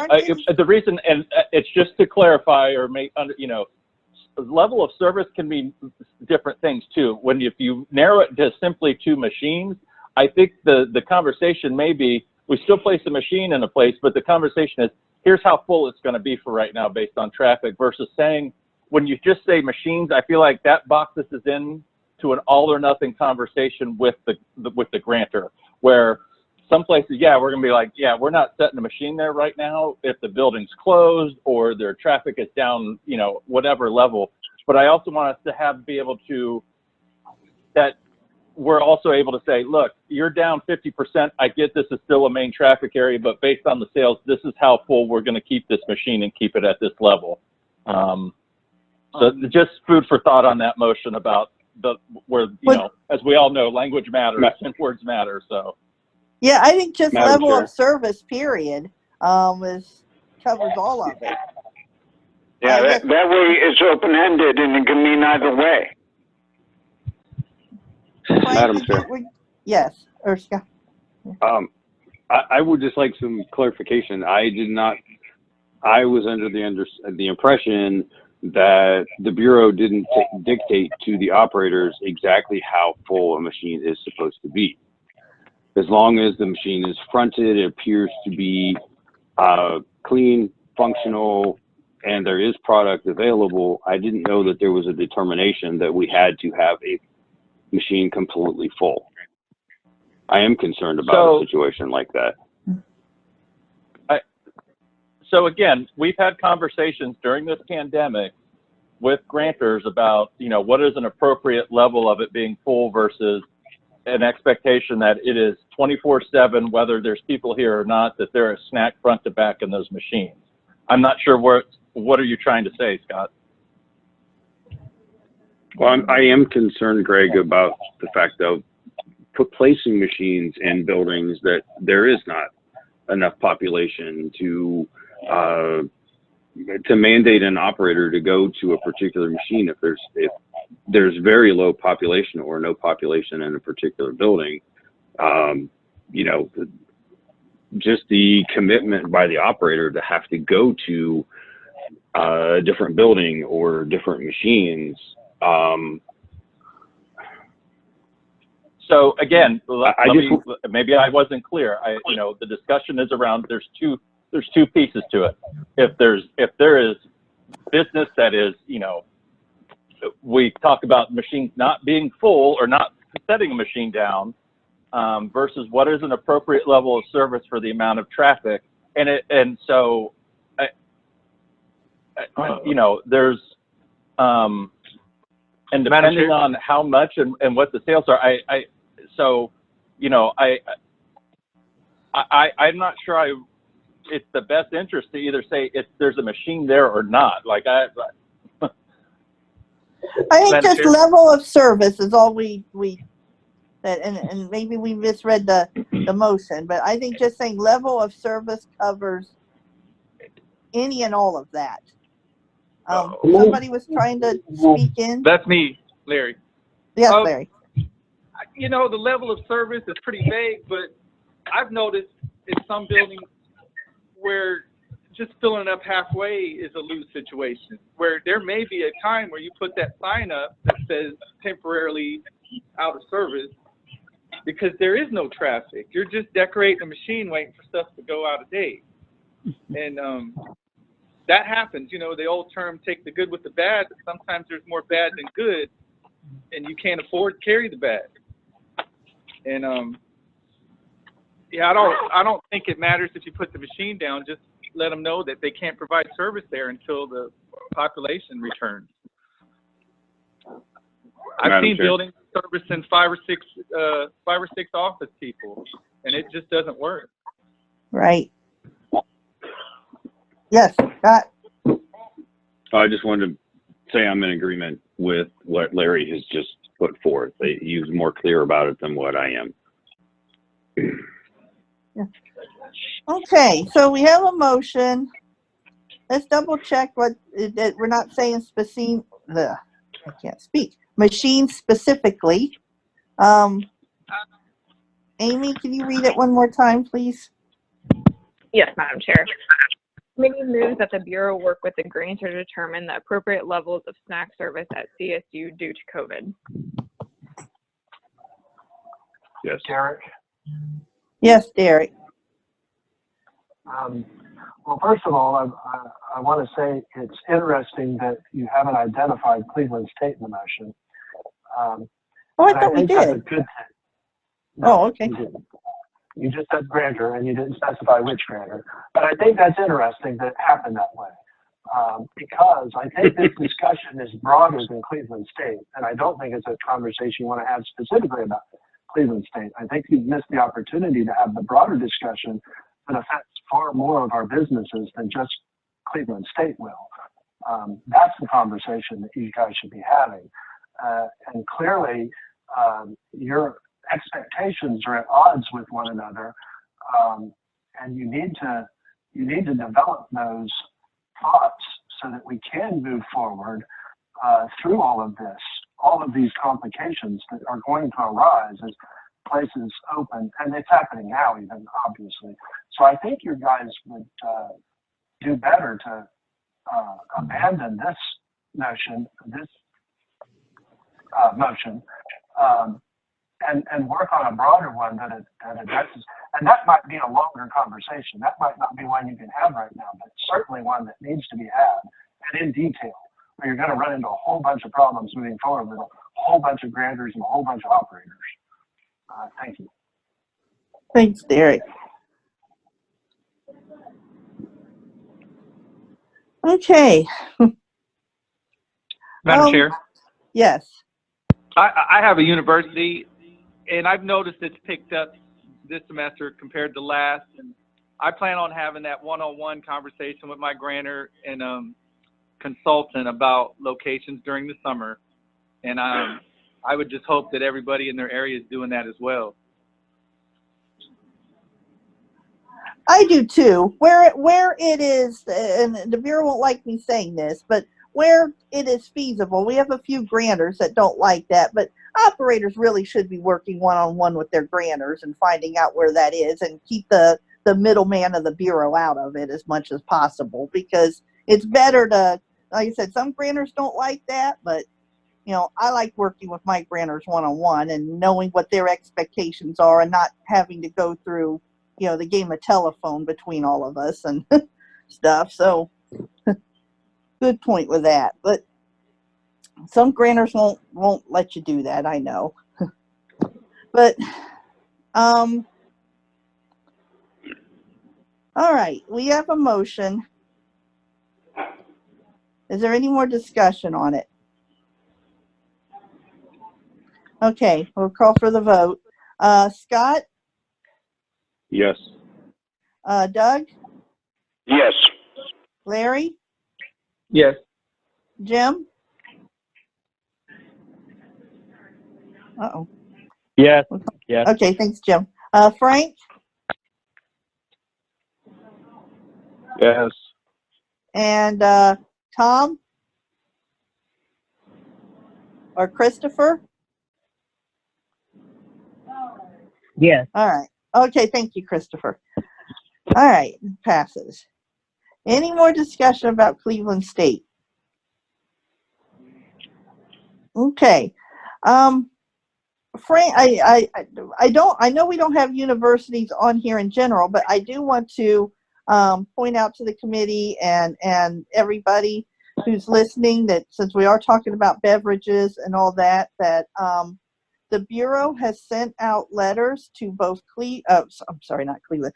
University of Cincinnati and the University of Akron, telling them that we would like to pursue our priority for beverages at both of those universities. That's a great first step. Hopefully it moves forward. And we get some positive results from that. Frank, did you want to, I know you had something with that. Did you want to address anything with that, or are you good? Yeah, I have I had sent out a draft motion to the committee. I did receive a suggestion from someone, and after having talked with one or two different people about it, the suggestion was good, but I almost think the suggestion that was given needs to be probably put into a separate motion to incorporate. I didn't want to incorporate too many things into one motion because it can get confusing and it can bog the intent of the motion down. So I was going to put this forth if the committee is interested in it or wants to have a discussion about it, and we'll see where it goes. And it is worded. The motion is that the SVI/DEP develop target dates for ongoing communications and next step strategies to complete the acquisition of the cold beverage business on university campuses. I will second. Okay. Is there any discussion? Madam Chair? Yes. Frank, do you care to repeat after develop strategies? Yeah, hang on. Let me.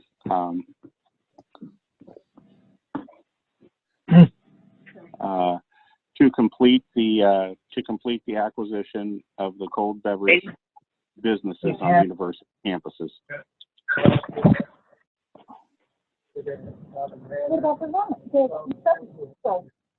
Somebody needs to mute. Yeah. Tom Christopher. I know somebody has a lot of background. Thank you. Amy, did you get that now? Yes, thank you. Okay. Is there any discussion about this motion? Yes, Madam Chair. Okay, Doug? I thought this is already covered, especially with the 2 letters that have gone out to UC and Akron, that we are currently pursuing the beverage and Cleveland State into that too. Well, I'll let Frank answer that. I just took it as next steps after that. Correct, Madam Chair. It's just to try and make sure we have. It's to solidify the committee's position and where we stand, and to try and make sure we have some timelines going forward. You know, when I said target dates, which target dates can move around, and just to know what the plan is with universities as we go forward. And the other point of this is to make sure the committee's on record, and that what I'm trying to make sure, the other point I'm trying to make sure of, which I don't think is going to happen this time, but I want to trying to just be sure, is that, you know, we do more than just send a letter and then the letter is ignored by the university and then it just kind of falls by the wayside and nobody ever looks at it again. That was the other point of this. So, and it's meant to be a broad motion, to be all, to cover all universities and, you know, where we have priority as we try and move this process, as the committee and the BEP tries to move this forward. I understand, Frank. Thank you. Madam Chair? Yes. I was just told the other day that Akron U is AVI is servicing their drink machines. Well, that's thanks, Larry, because that's actually great to know, because they're not even doing the pop company. They have a whole other outside person doing it, so there's no excuse for them that. No excuse for any of it, but yeah. So, okay. Any more discussion about the motion? Okay, going for the vote. Frank? Yes. Scott? Yes. Larry? Yes. Doug? Yes. Jim? Yes. And Tom, were you back, or Christopher? I'll just start going to Christopher. Yes. Thanks. Yes. So that we know. Thanks, Christopher. Until we thank you. Hear from Tom again. Okay. Anyone else have anything else with universities? I have one more, Annette, that I will throw okay. out here if the committee is interested. And this was, I received a suggestion. They wanted this to be put in motion format or added into the other one. This is the one I said it should be separate. And it reads like this: if the committee is interested in it, or we may need to tweak the language, or maybe we don't want. And is that universities that, well, I should say that BEP, the universities where where BSVI BEP already has Bureau Grantor agreements in place will be given priority, and all future university facility development will include, will consist of beverage and snack business. Sorry about that. All right, I didn't read that I was very gonna say I'm clear. confused. Yeah, what I'm trying to say is that all universities where BSVI and BEP already has Bureau Grantor agreements in place will be given priority, and all future university facility development will consist of beverage and snack business. If that makes sense to everybody. The Like I second said, part does to me. The first part does. What given priority for what? Yeah, where we already have Bureau Grantor agreements in place for snack business. Giving priority to the operator there? No, given priority to trying to pursue these locations where we already have agreements in place, Larry. You mean you mean we want to prioritize the places where we're already at to go for the cold beverages, is what you're trying to say. Yes. And then that we in go the after future, those first, Frank? Yes. Yeah, we go after the ones that we currently have operators and assigned BO or BGA that we secure the beverage drinks there first. Correct. Like I Wait a said, we might, and I was open about it. I kind of thought we might need to work on this language a little bit. Madam Chair, I will second. Okay, thank you, Scott. We probably need to work on the language some because I was I was confused. So I guess the motion would say something like BEP pursue the cold beverages, pursue the cold beverage priority on universities where a current Bureau Grantor agreement is in place.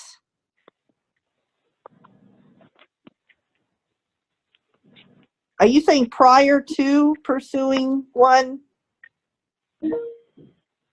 with, where we don't have them?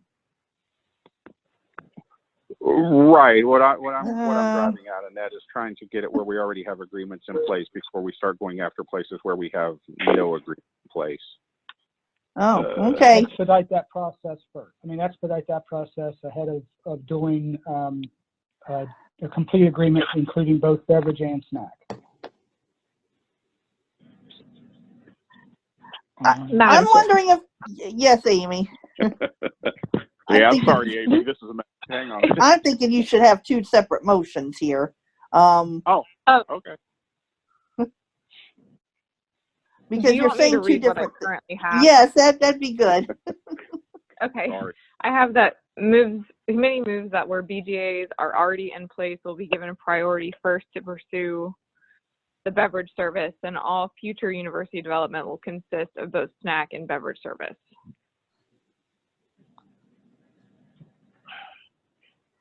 I'm thinking those are two different things, but just for We can do clarity's it that sake. way. I don't have an issue with that. If it's cleaner and crisper and more direct, I don't have an issue with doing it that way. Madam Chair, Yes, Doug. I wanted to ask Frank, what about the circumstance where the university says absolutely not?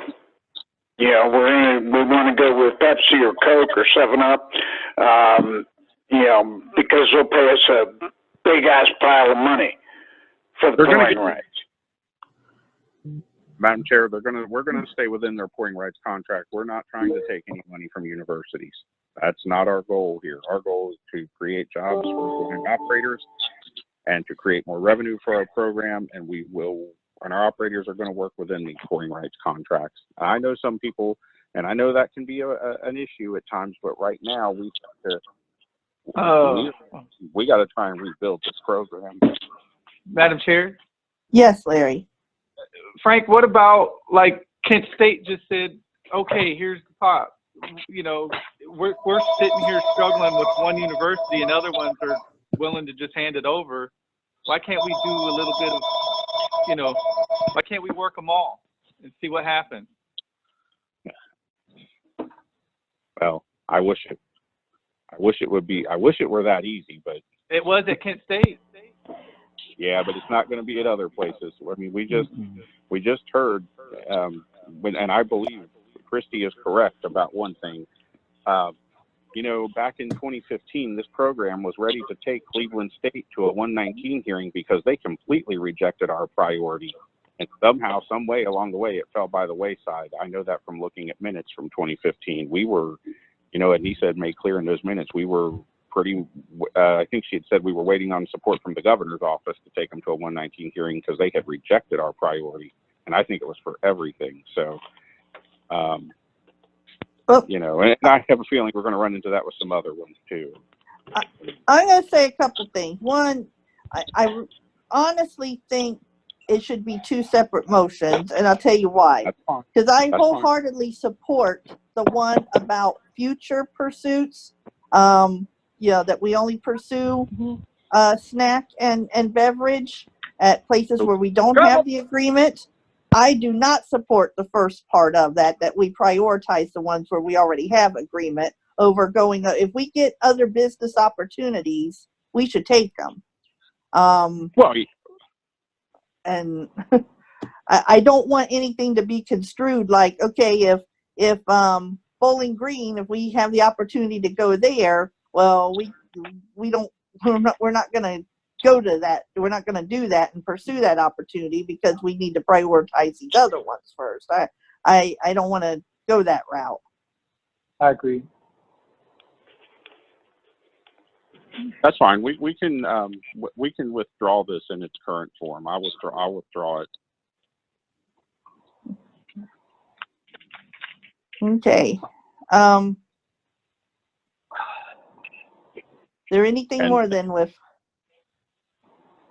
And then, do we want to do the one about all future universities? Yeah, now that I like that one. If you want to do that one, I mean, obviously, it'll be up to the whole committee how they vote, but I think that one's a cool one for what it's worth.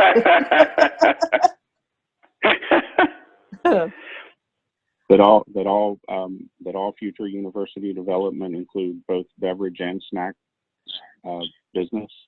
Yes. So that's your motion that all, just like you said there? Okay, is there a second for that? I will second. Okay, thank you, Scott. All right, Amy, did you follow all that? I believe so. Okay. Do you want me to reread it? Yes. Okay.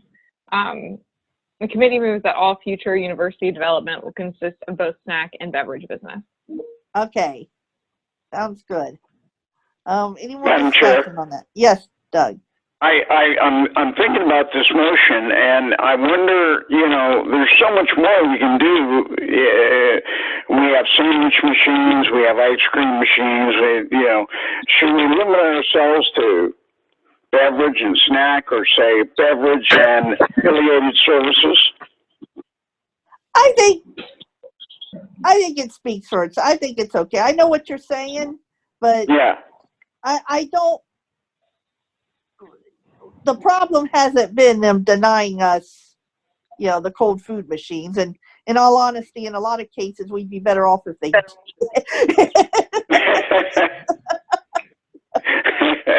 okay. Not all just a thought. There are some cases where the cold food machine's more of a pain in the rear end than it deserves to be. But I think we're good. All right, any more discussion? All right, we'll go for the vote. Frank? Yes. Scott? Yes. Doug? Yes. Jim? Yes. Christopher? Yes. And Larry? Yes. Okay. Any more university? All right. We'll move on then. The next thing on the agenda is the commission decision. You want to get us started on that, Christy? Madam Chair, sure. So the commission decision, this has been going on, there is some backseat.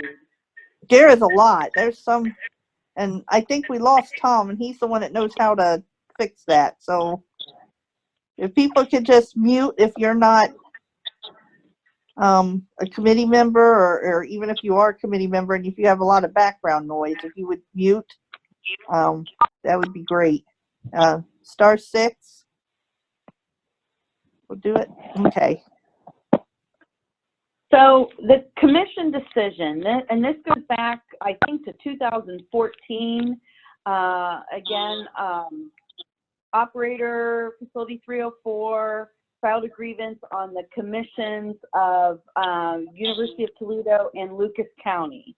And again, this went, you know, to a 119, to an arbitration, to a district court, to now this federal court also. And one thing that came out of it was sovereign immunity. And again, I'm not a lawyer. I've said that before, but it's my understanding that the Bureau is not responsible for damages. That was said in this court case, or lawyer's fees. So for programmatically, the fact that, you know, there was a judgment out there that the panel awarded, it was like in the 240, 50, somewhere in there, you know, we're not responsible for having to pay damages. So programmatically for our budget, that's an excellent thing. For the commissions, they came down, the court came down and said that commissions are not legal even in county properties. Again, they have interpreted it that it's one of the 5 things you can spend money on. You know, we've contended the Bureau doesn't spend money on commissions. The other thing that I think that I believe that they interpreted it and that we see a little different is, you know, I think they see commissions as someone profiting off the operator. They're profiting off, and maybe in some ways a commission does give that notion. Not that they are covering any type of overhead or costs or utilities or any type of overhead that they are the grantors paying for to have that business there. So, but what we need to talk about today too is that we have, and I don't have the spreadsheet up, I think 6 properties right now where we still are paying commission, and it is our plan to get out letters next week to cease those commissions. I know it's at Montgomery County, Hamilton, I think that's where Kent Parker is, his county. We've got one of the Hall brothers that has a Holiday Inn and a apartment building, and then we've got DSCC as well. So, you know, again, I'm not worried about DSCC at all. We have absolute priority there, but we're planning on, you know, sending them a letter ceasing commissions. The non-priority locations, it is possible that the operators, that the grantors cancel the agreement. Again, the only one I'm really worried about is Mr. Parker, because that is his facility. It's not just a site, but it's the fact, and we're gonna have to do this, and hopefully Hamilton County, and I believe he was paying 10% commission, they don't cancel the agreement.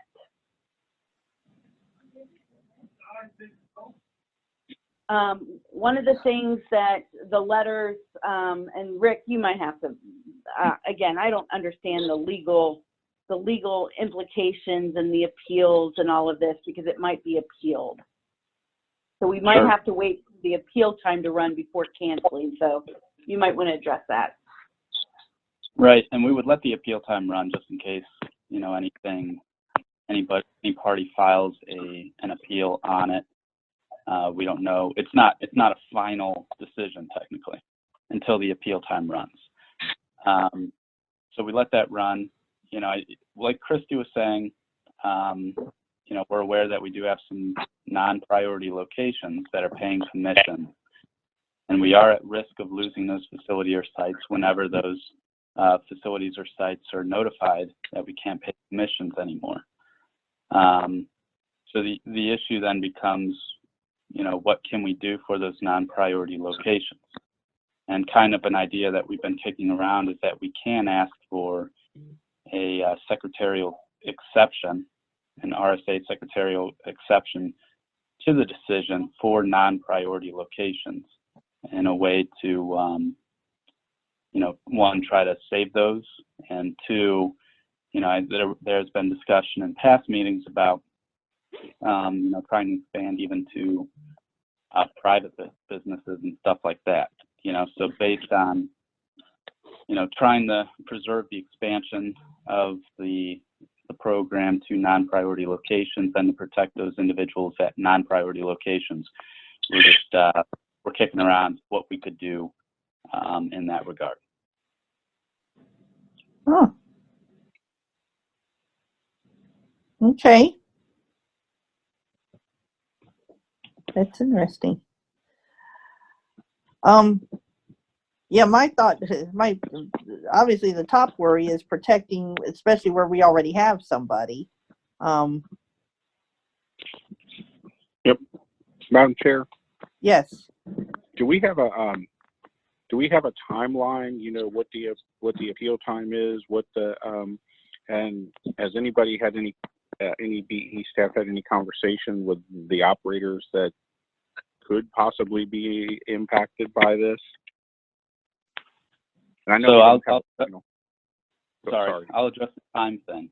I don't have the exact date in front of me, but I believe it was the end of April, sometime in May, where that appeal time would be would run out.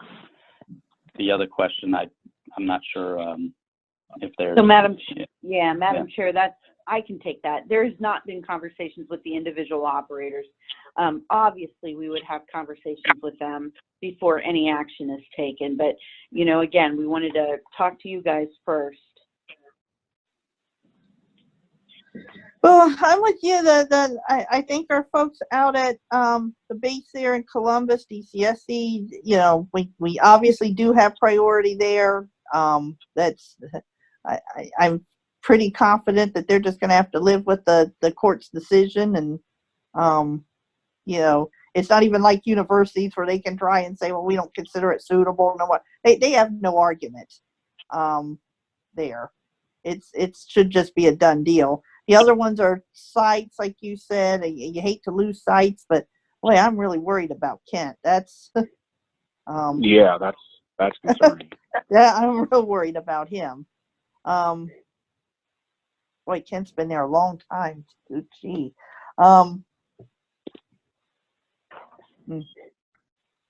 I didn't know we were paying. And again, maybe Hamilton County's fine with it. I mean, we can't assume that they won't be fine with it.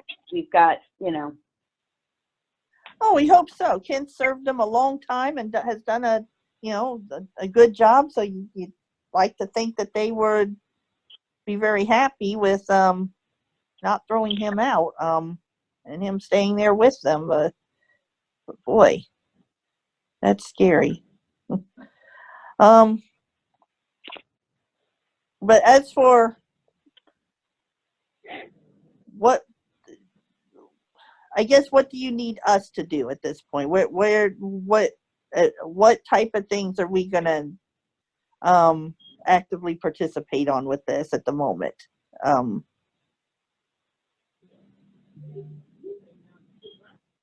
You mentioned that secretarial thing. That sounded interesting. I don't think any of us know enough about it to know what that means. I know I don't. Yeah, I guess we'd like to have a discussion about, you know, what the committee would like to see happen with those non-priority locations. You know, we threw that out there. Right, it's kind of a new process to us as well. I don't know if it's I assume it's like a formal letter that is sent to the secretary, along with the decision, explaining it to them and, kind of explaining our policy arguments of why it's important to grant that exception. So, yeah, I mean, what your thoughts are, continued discussion on what to do with that. Those non-priority locations is kind of what we're looking for. Is this a time set? Because I'd really like to do more research on this.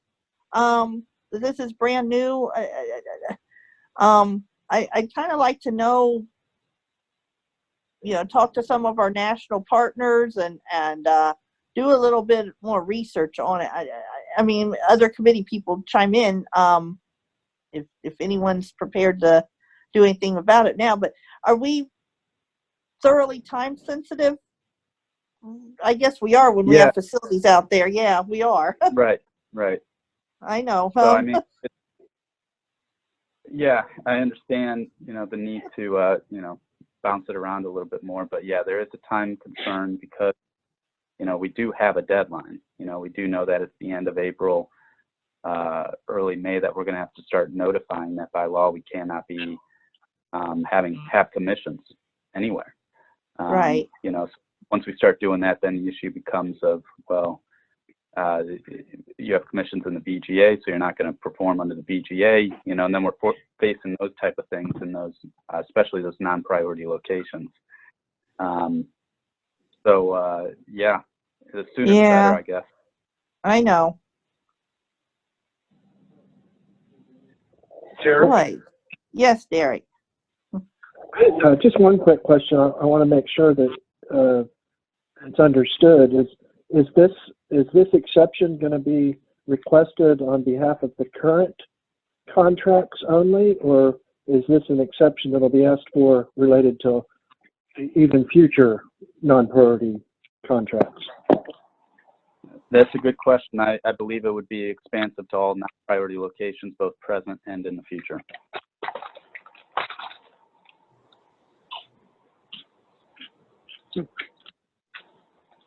Okay.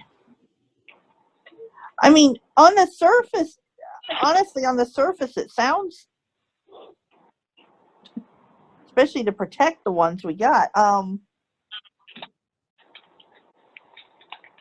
Boy. Madam Chair. Yes, Doug.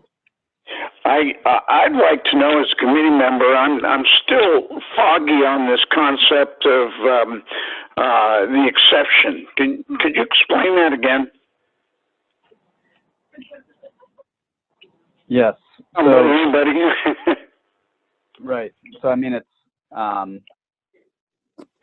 if we want to go beyond or do something different than what the Sixth Circuit decision says, in that we cannot put in a BVA that operators are required to pay commissions.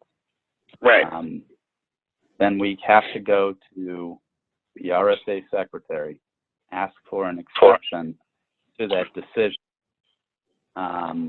And again, it's new to me. We'll figure out how to submit it, but I believe it's just through a formal letter attaching the decision from the Sixth Circuit and explain the policy considerations of, one, expansion of these facilities for more business opportunities for the operators, but as well as, hey, we got existing operators at non-priority locations, and if we pull this, that's a huge negotiating factor that we may be missing out on that may hinder these operators and future operators. Thank you, Rick. It's clear to me now. Okay. And I guess that's my concern with, and this would be for non-priority locations only. Obviously, we wouldn't want anything at priority locations where we're protected. But for non-priority locations, if we want to expand in the future, I think we need to make ourselves, at the private sector, we need to make ourselves as competitive as possible. That doesn't mean we have to pay commissions, but I really am worried about the idea that we couldn't pay them. you know, if we could get, I always use Honda. We have the Honda plant here in Marysville. If somehow we could get that handed to us and they say, yes, BEP program, we'd like to work with you. We have thousands and thousands of workers here over in shifts, and we'd love you to do the vending, but we want 5% commission. That's the only way we're going to talk to you.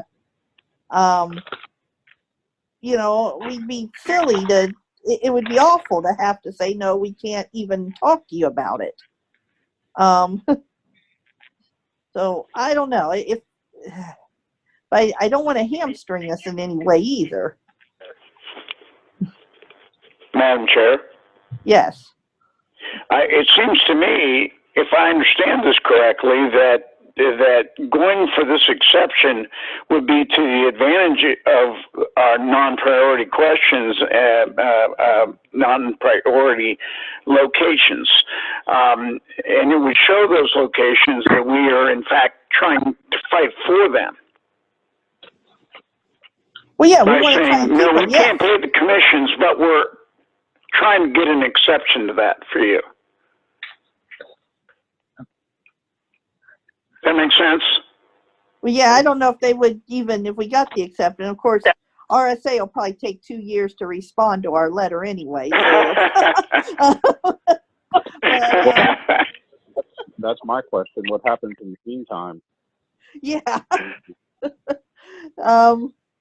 So even if we send a letter, who knows what happens, because they're not very quick at responding to anything, and I would be stunned speechless if they responded to us by the end of April, to be honest.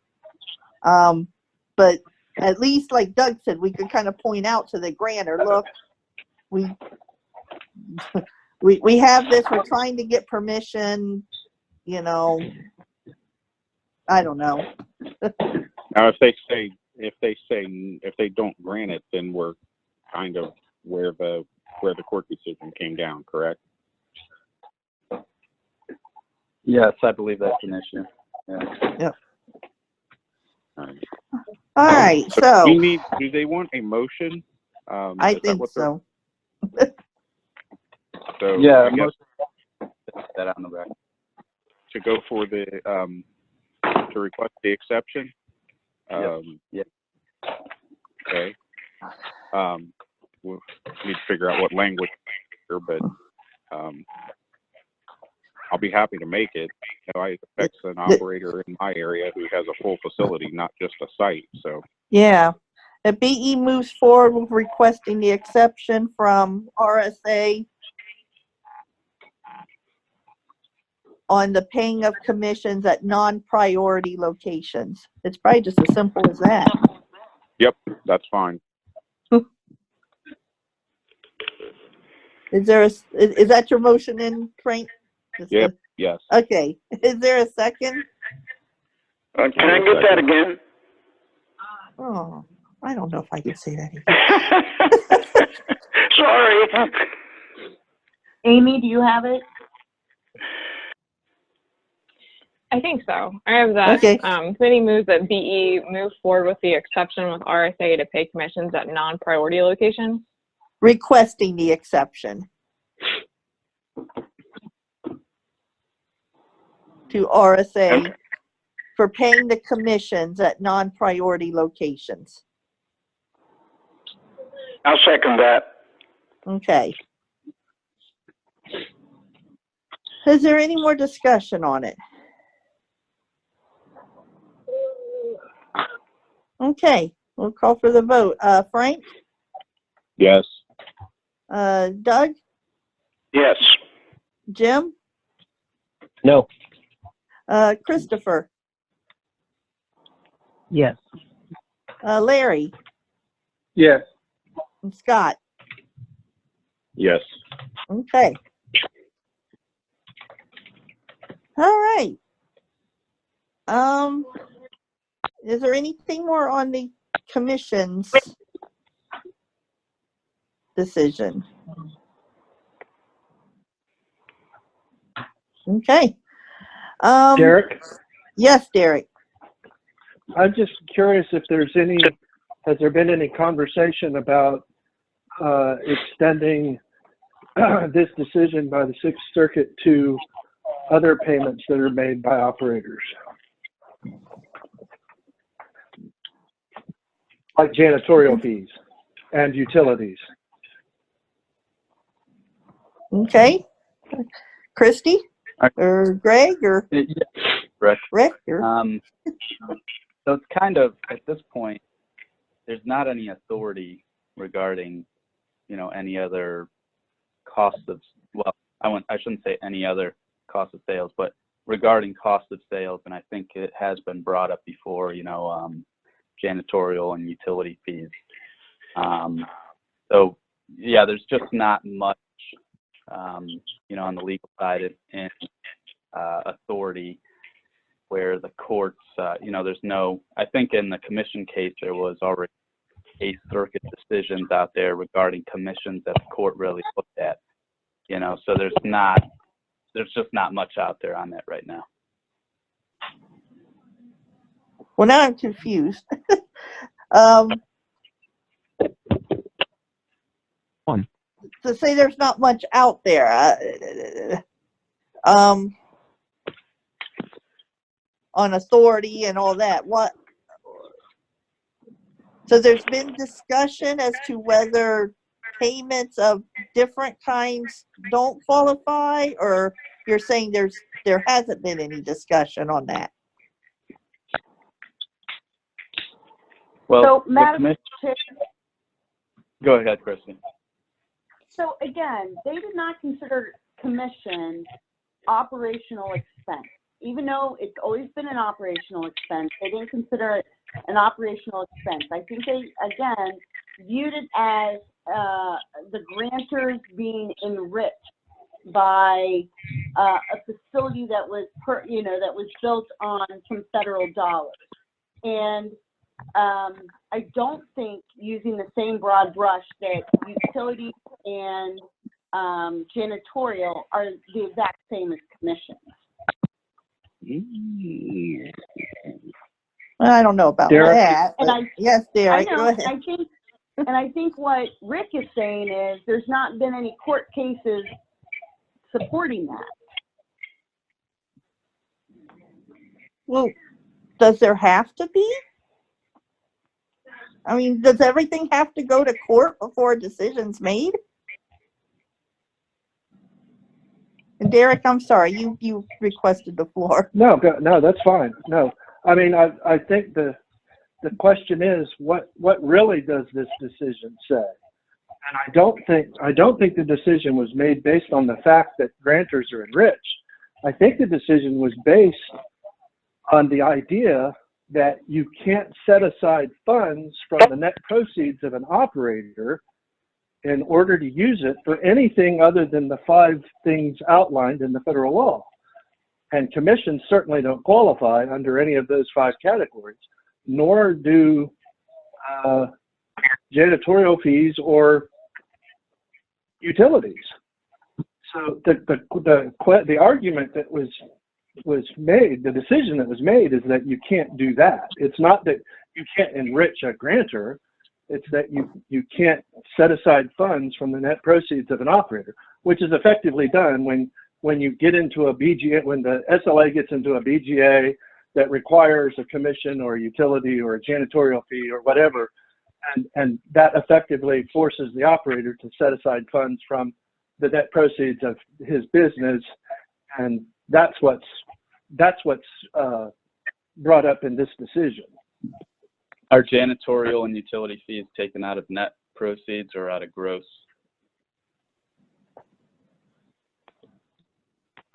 Well, that's an interesting statement. It's not everything is taken out of sales, obviously, because you start with sales, but you pare down to net proceeds. I mean, the argument in the decision was that you've effectively caused the funds to be set aside, and you can't cause an operator to set aside funds that way. Now, somebody might say, well, what about my vehicles? You know, I have a van. Okay, so the expense for that, you're not forcing me to set aside those funds. That is an operational thing. But that's not what's at issue. The issue isn't whether something is operational or not. It's the action of the SLA. And the action of the SLA to get into an agreement with a grantor to say, we're going to give you janitorial fees, that's you forcing me to set aside funds, which ultimately are net proceeds. Not net profit, net proceeds. And there's a distinction. So to bring in sales into it, everything comes out of sales because it's my sales that generate the net proceeds. But I think you better look, I think we better look more closely at what the actual decision is before jumping right over it. Because I believe that there's a lot of people that are going to make the argument that that's a part of that. Hold on, I heard you, John, but I'm going to let Greg respond first, and then John. Yeah, please do. Yeah. So here's, we've had a very, very top, we haven't really dove into this because number one, we've spent most of our time deciding and figuring out what can we do about the commission payments. There's just, there's only so much capacity at the moment, and we were trying to figure out, and what does this mean for our current operators and agreements? So I'm going to, and Rick can chime in, I think they want to do a little more research and really kind of look at what this means, make sure there is another, and not that there has to be a decision by a court, but when there's a decision by a court, it kind of sets a precedent, as we all know. So, this is a discussion we can continue to have, but I would ask that you give us a minute to kind of look at it and have a discussion, because I haven't sat down and I have not had a conversation with Matt and Rick about what we're talking about right now. We've said, hey, this is probably something we need to look at, but the focus right now has been on what it means for the current commission. So I just, and it's, we can have the ongoing discussion. I don't want to stop it. I just, I don't feel we're at a place to really, we can listen to your points and take them back and look at it, but we're not in a position, we really haven't come out with what we feel and where it stands yet. So if that makes sense. Okay. John, I'll let you say, then I'm going to say something. So go ahead, John. I just kind of wanted to answer Rick's question. And I mean, every expense that we have affects our net income, obviously, but unlike commissions, the janitorial and utility fees are basically just regular expenses, because how much you make or how much you don't make in a month doesn't have any relevance. They're a fixed cost, just like any of your other, or just like a lot of other expenses that we have. So I think they're. Oh, I'm sorry. Go ahead. I was going to say, so I think they're an effect of sales, not net income. That's all. Thank you. Okay. I appreciate, Greg, you want more time to look at it, and obviously no one wants to run and jump right into decisions and all that. One thing I will point out is we do have a decision. It does not need another court decision to differentiate between commissions and janitorials and utilities and any other expenses. My thoughts would be, like we said before, we do what's best for the program and for our operators. If there is an argument that court decision does not apply to janitorial or utilities, then let those grantors make that argument. Let's not make it for them. Our argument should be, we read this, that our operators shouldn't have to pay this stuff anymore. And that's where we should stand. Let them fight it if it says it the other way. We shouldn't fight it. Madam Chair? Yes, Frank. I want to point this out. I mean, I think it's pointing out the obvious, but I'm going to point it out anyway. When the agency asked for the waiving of janitorial fees for the months that they were waived, I know most of us at rest areas, were making a little bit more money, and by making a little bit more money, the program was getting more money coming in because they were generating match dollars. They were getting more service charge dollars than they would if we had to deduct those janitorial fees and pay them. So anyway, it does have an impact, and what the dollar amount is, I don't know off the top of my head, but I think it helped operators, and it also helped our program by bringing in more matchable funds. Thank you. Right. Okay. Any more on commissions? All right. Let's see, what time is it? 11:35. Okay. Leasing of equipment. This will be interesting. Christy, you want to? Or Amy? Madam Chair. Yes. Yeah. So we did have a meeting with National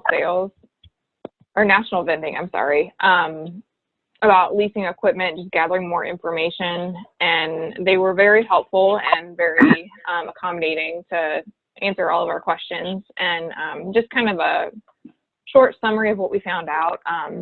So to lease a machine from them, it's a 5-year contract, and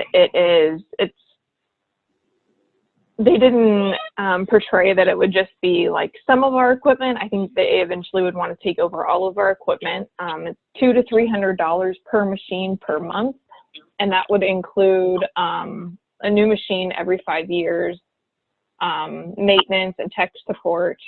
The maintenance does come with a copay for the operator. They also use green technology that provides reports of sales and other business things that could be passed along to the operator from the Bureau. And then they do use USI machines for snack, cold food, and frozen. And then if pop is needed, they can bring in BevMaxes or Vindos. And just kind of a rough estimate, besides kitchen equipment, so like our actual vending, we have about 2,500 assets. So just number-wise, if we did that for all of our assets at $250 a month, we would spend roughly $7.5 million a year.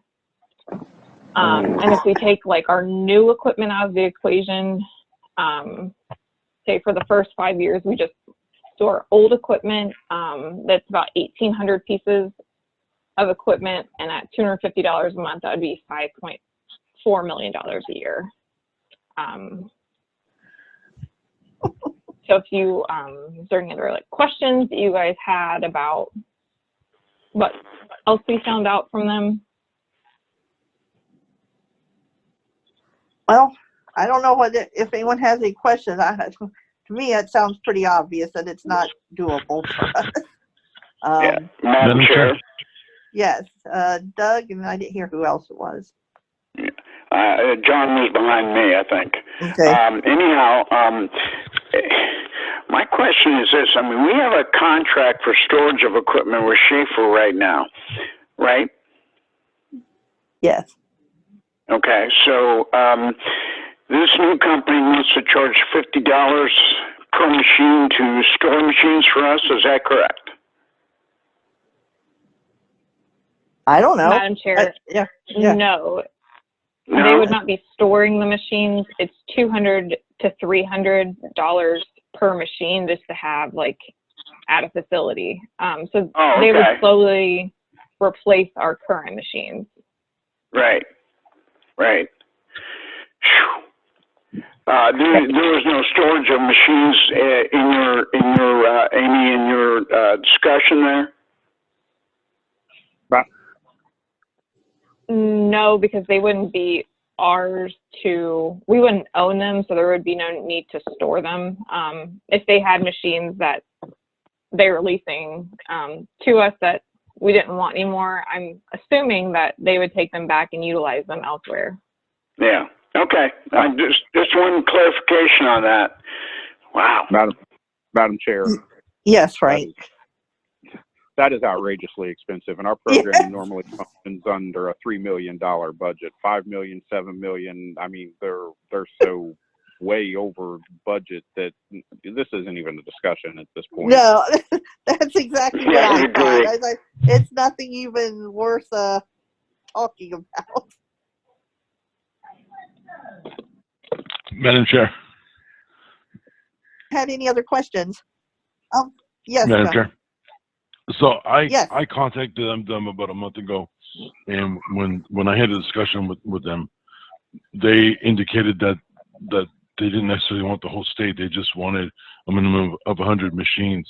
And the only reason I thought it might have been an interest, and this was before the Bureau decided that we didn't have to pay their employee fees, I thought it'd be a way to at least get the machines for a few years, so that for places that we wanted to expand into where we didn't have money to get machines. I mean, obviously, to do our whole program would be ludicrous. And also, after 5 years, they do give us the opportunity to buy the machines off them. Madam Chair. Yeah. Yes, Amy. I think that what we had presumed from them that they would start out with a small number, but at the end of the day, they would expect us to give them all of our business. Yeah. No, Yeah, Madam Chair, this is Greg. Go ahead, Greg. Yeah, so we had proposed, because we had thought, you know, let's do a couple spots, you know, of places to do this with a smaller number, so we could do a cost side-by-side comparison with over the cost of the life of the lease, service, you know, and how it goes. And basically their business model is they're kind of like a virus. They get in and they eventually want it all.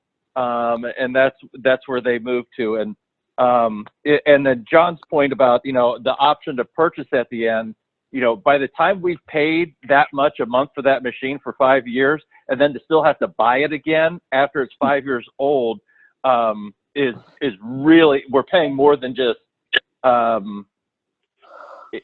that cost. Even though it's spread over a longer time, we're paying way more than the upfront cost of purchasing the machines ourselves.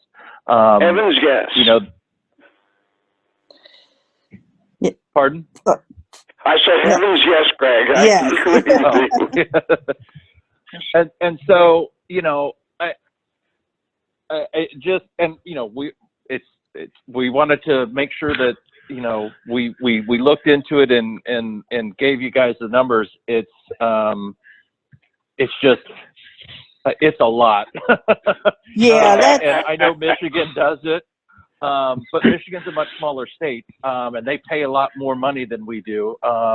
You know, we really thought, we liked the idea when we started talking about it, of like, you know, this gives us another option at a time where, you know, we're, you know, because we've expanded and maybe we're, you know, our cash balance is low because we've done some things, and then opportunity comes up. This could be a short-term solution, but that's not what they're looking to do and how they get involved with us. So anyway, I'll stop talking at this point. No, that's good. Madam Chair? It was a good thing to look at. I appreciate Jim and John for bringing it up and kind of letting us be aware of it, because we always want to look at options, but sometimes when we look at them, it's not going to work for us. But we looked into it. John, you had something to? I was just going to say, I just did the math, and it's only $15,000 a machine over 5 years. Just so you guys will enjoy that. Buyout.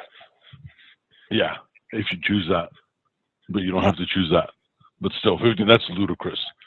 When I talked to them, they wouldn't give me any numbers, so that's why I passed it on. Because otherwise, I wouldn't even bother passing it on to you guys, because that's ludicrous.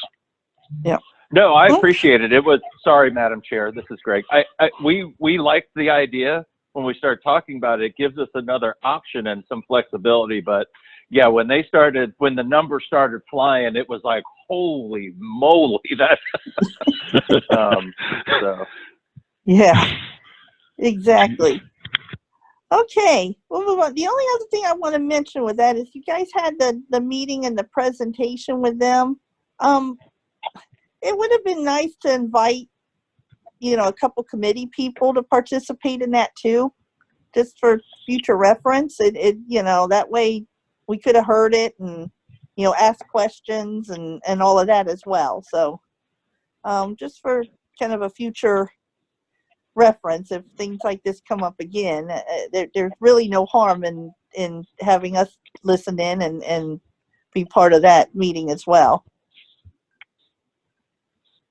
Okay, thank you.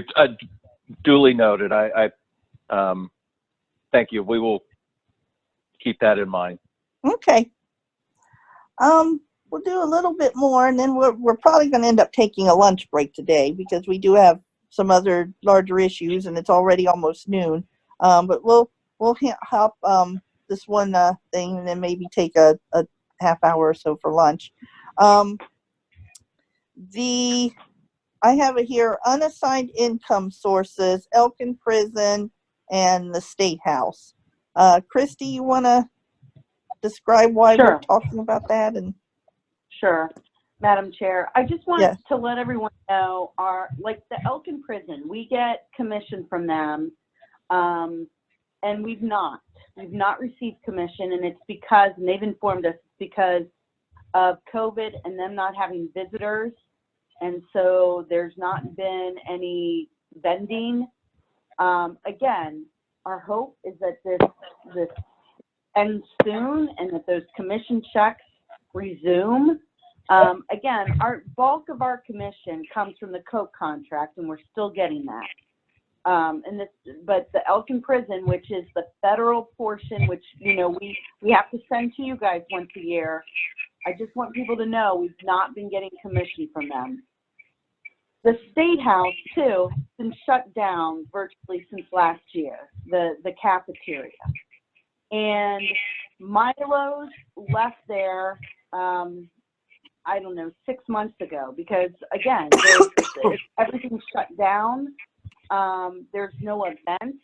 Remember, they make a lot of their money on the weddings and events. So, you know, what does that mean for us? We're not getting commission from there, and you know what? You know, we didn't know what was going to happen with that location. Now I've talked to them, and Milo's is coming back on a very limited basis right now. Like I think a couple days a week. That's it. They have asked us because again, the cafeteria does not make the money. It doesn't. And right now the agreement is, and correct me if I'm wrong, Amy, I know you're on here, we get 10% of gross off of, 10% gross off of the alcohol and the catering that they do. And again, that's zero right now, zero.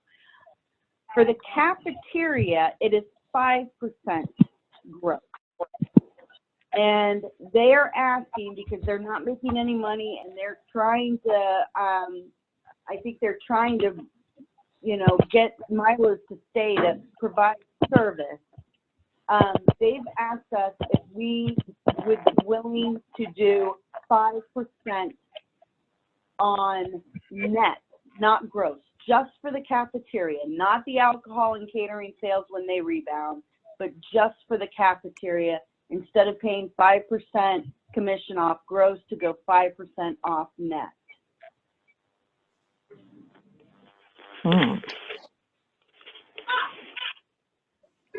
Madam Chair. When you said, hold on just a second, Doug, real quick. When you said Sure. not on the catering, does that mean they don't want to change anything? They're still willing to pay the 10%? Or when you said not on the catering, that they don't pay us anything on the catering? So the catering isn't occurring right now, but when the catering resumes, that doesn't change. That would still be 10% on growth. All they're doing is trying to not completely bleed on the cafeteria. And they've asked us to do net instead of gross, just on the cafeteria. Okay. Doug? For how? I just wanted to know, Christy, do you have any idea what the numbers look like, what their nets historically have been? again, I think that they've only recently had Milo's back in here, and they've not been in operation since last, I don't know when they left, last June, May, June, I'm not sure. So they've Right. not had any service at all. And again, I think what we would do is we would go back there and we would, if you guys are in agreement, say, okay, but we would like to revisit this like next January. Like if things picked up, are you open 5 days a week, that this would be a temporary thing and that we would revisit it. I like Go that ahead, idea. Frank. Yeah, Frank, you had a. Well, Christy kind of answered my question. When they said switch it from gross to net, my question was for how long? You know, what I was thinking is maybe as we get later, or my hope is as we get later into this year, things are going to start going back to normal. I hope and I pray, but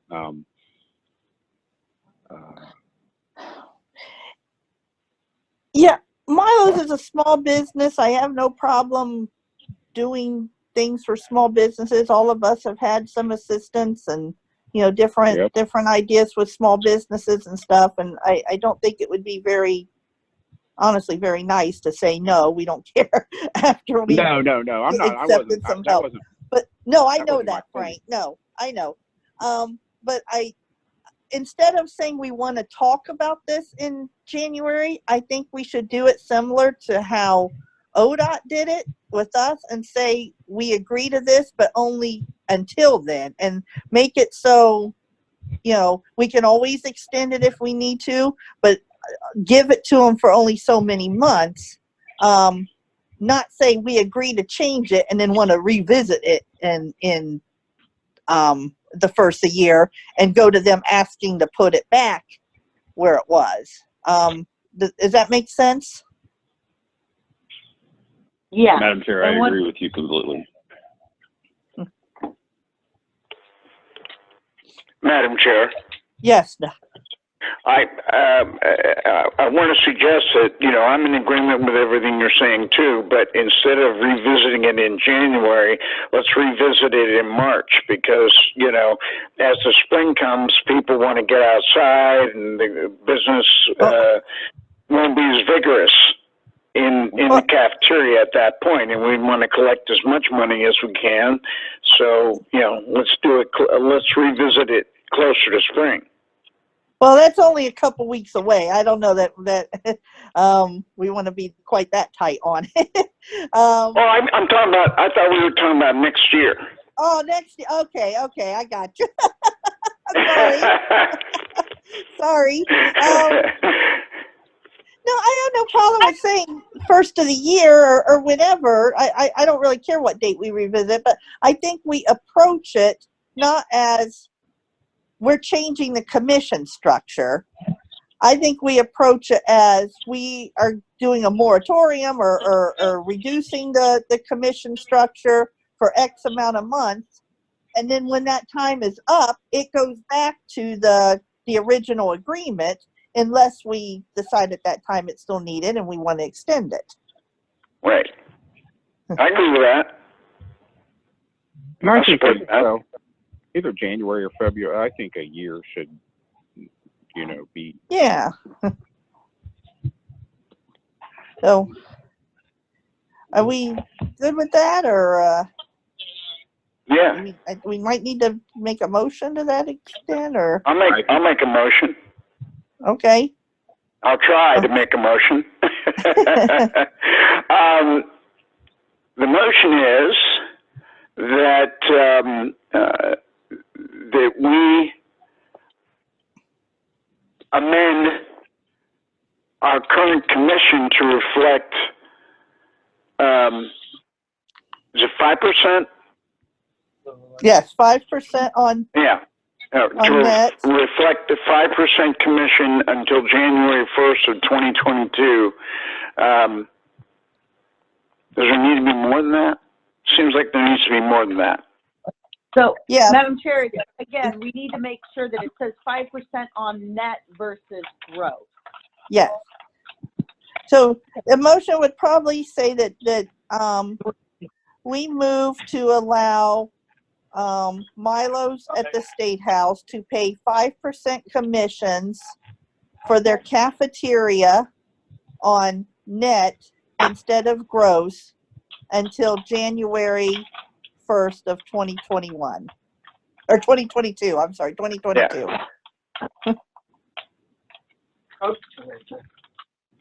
Motion submitted. Okay, is there a second? I will second.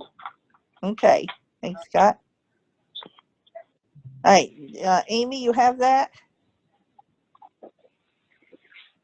Madam Chair, I have committee moves to allow Milo's at the State House to pay 5% on the net instead of the gross on the cafeteria until January 2022. Okay. Is there any more discussion? All right, we'll call for the vote. Doug? Yes. Scott? Yes. Christopher? Yes. Larry? Yes. Jim? Yes. And Frank? Yes. Okay. Sounds good. At some point, and I don't know, I know several years ago there was all these stipulations and everything, and I don't know what kind of agreement they're into there, but at some point we should really look at Elkin Prison and determine if that is a facility for somebody. It's federal property. It's absolutely priority. We have many, many operators clear across the country who do the vending and do it very, you know, are very successful and make a lot of money at federal prisons. Madam Chair, Yes. just for, and you've probably heard this before, I know of an operator who's interested in it. Yep. I know. I really think it's something. I know there was a time we looked at this several years ago and the committee decided not to pursue that, but we should look and find out when their current agreement is up and see if that's a priority we want to go after, because that's definitely a priority location, and it's probably pretty lucrative.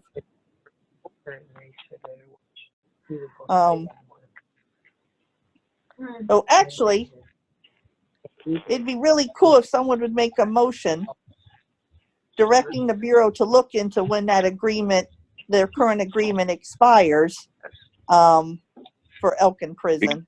We can make it. Yeah. And I second it. Well, did you make that, Frank? Or? Do I? I said we want to make sure a motion was made. Doug seconded it, but I. Yeah, we need to get our language. Yeah, we do. Yeah, I thought you said it pretty well. That's why I went ahead and seconded it. Yeah, I can't make it. I just said it'd be really cool if someone did. You know, hint, hint, wink, wink, nudge, nudge. So that that the Bureau look into when the current, is it a contract or permit or what is it? It would not be a permit. It would be a contract because it's not with us. It's with an outside vendor. Okay. So when their current agreement for vending services, vending and commissary, let's throw commissary into there. Vending and commissary services expires at Elkin Prison. There we go. And we're directing the Bureau to look into that. Yeah, right now that's all we're doing is looking into when it expires, and so we have it on our radar when it would come available. Well, I still second Frank's motion. Okay. Did Amy get the motion? I know it was kind of made a little unorthodox proceedings there, but. Madam Chair, I have the committee moves that the Bureau look into when the contract for vending and commissary services expire at Elkin Prison. Yes. All right. Any more discussion? All right, we'll call for the vote. Frank? Yes. Doug? Yes. Jim? Uh-oh, did we lose Jim? We'll come back Oh, to here, Jim. sure. Okay. Sure. Okay. Christopher, Yes. Larry, Yes. and Scott. Yes. Okay. All right. Anything else on unassigned income and all of that? All right. We probably have we have a few more items. I know at least one of them's going to take a while to talk about. So why don't we take a little break for lunch? It is noon right now. We're not going to get done with these items that's left if we tried to work through to 1 o'clock. So why don't we take, I don't know, half hour, come back at 12:30 and finish up. All right. Okay. All right. See everybody there. The recording of this meeting ended at this point. The software did not record the second part.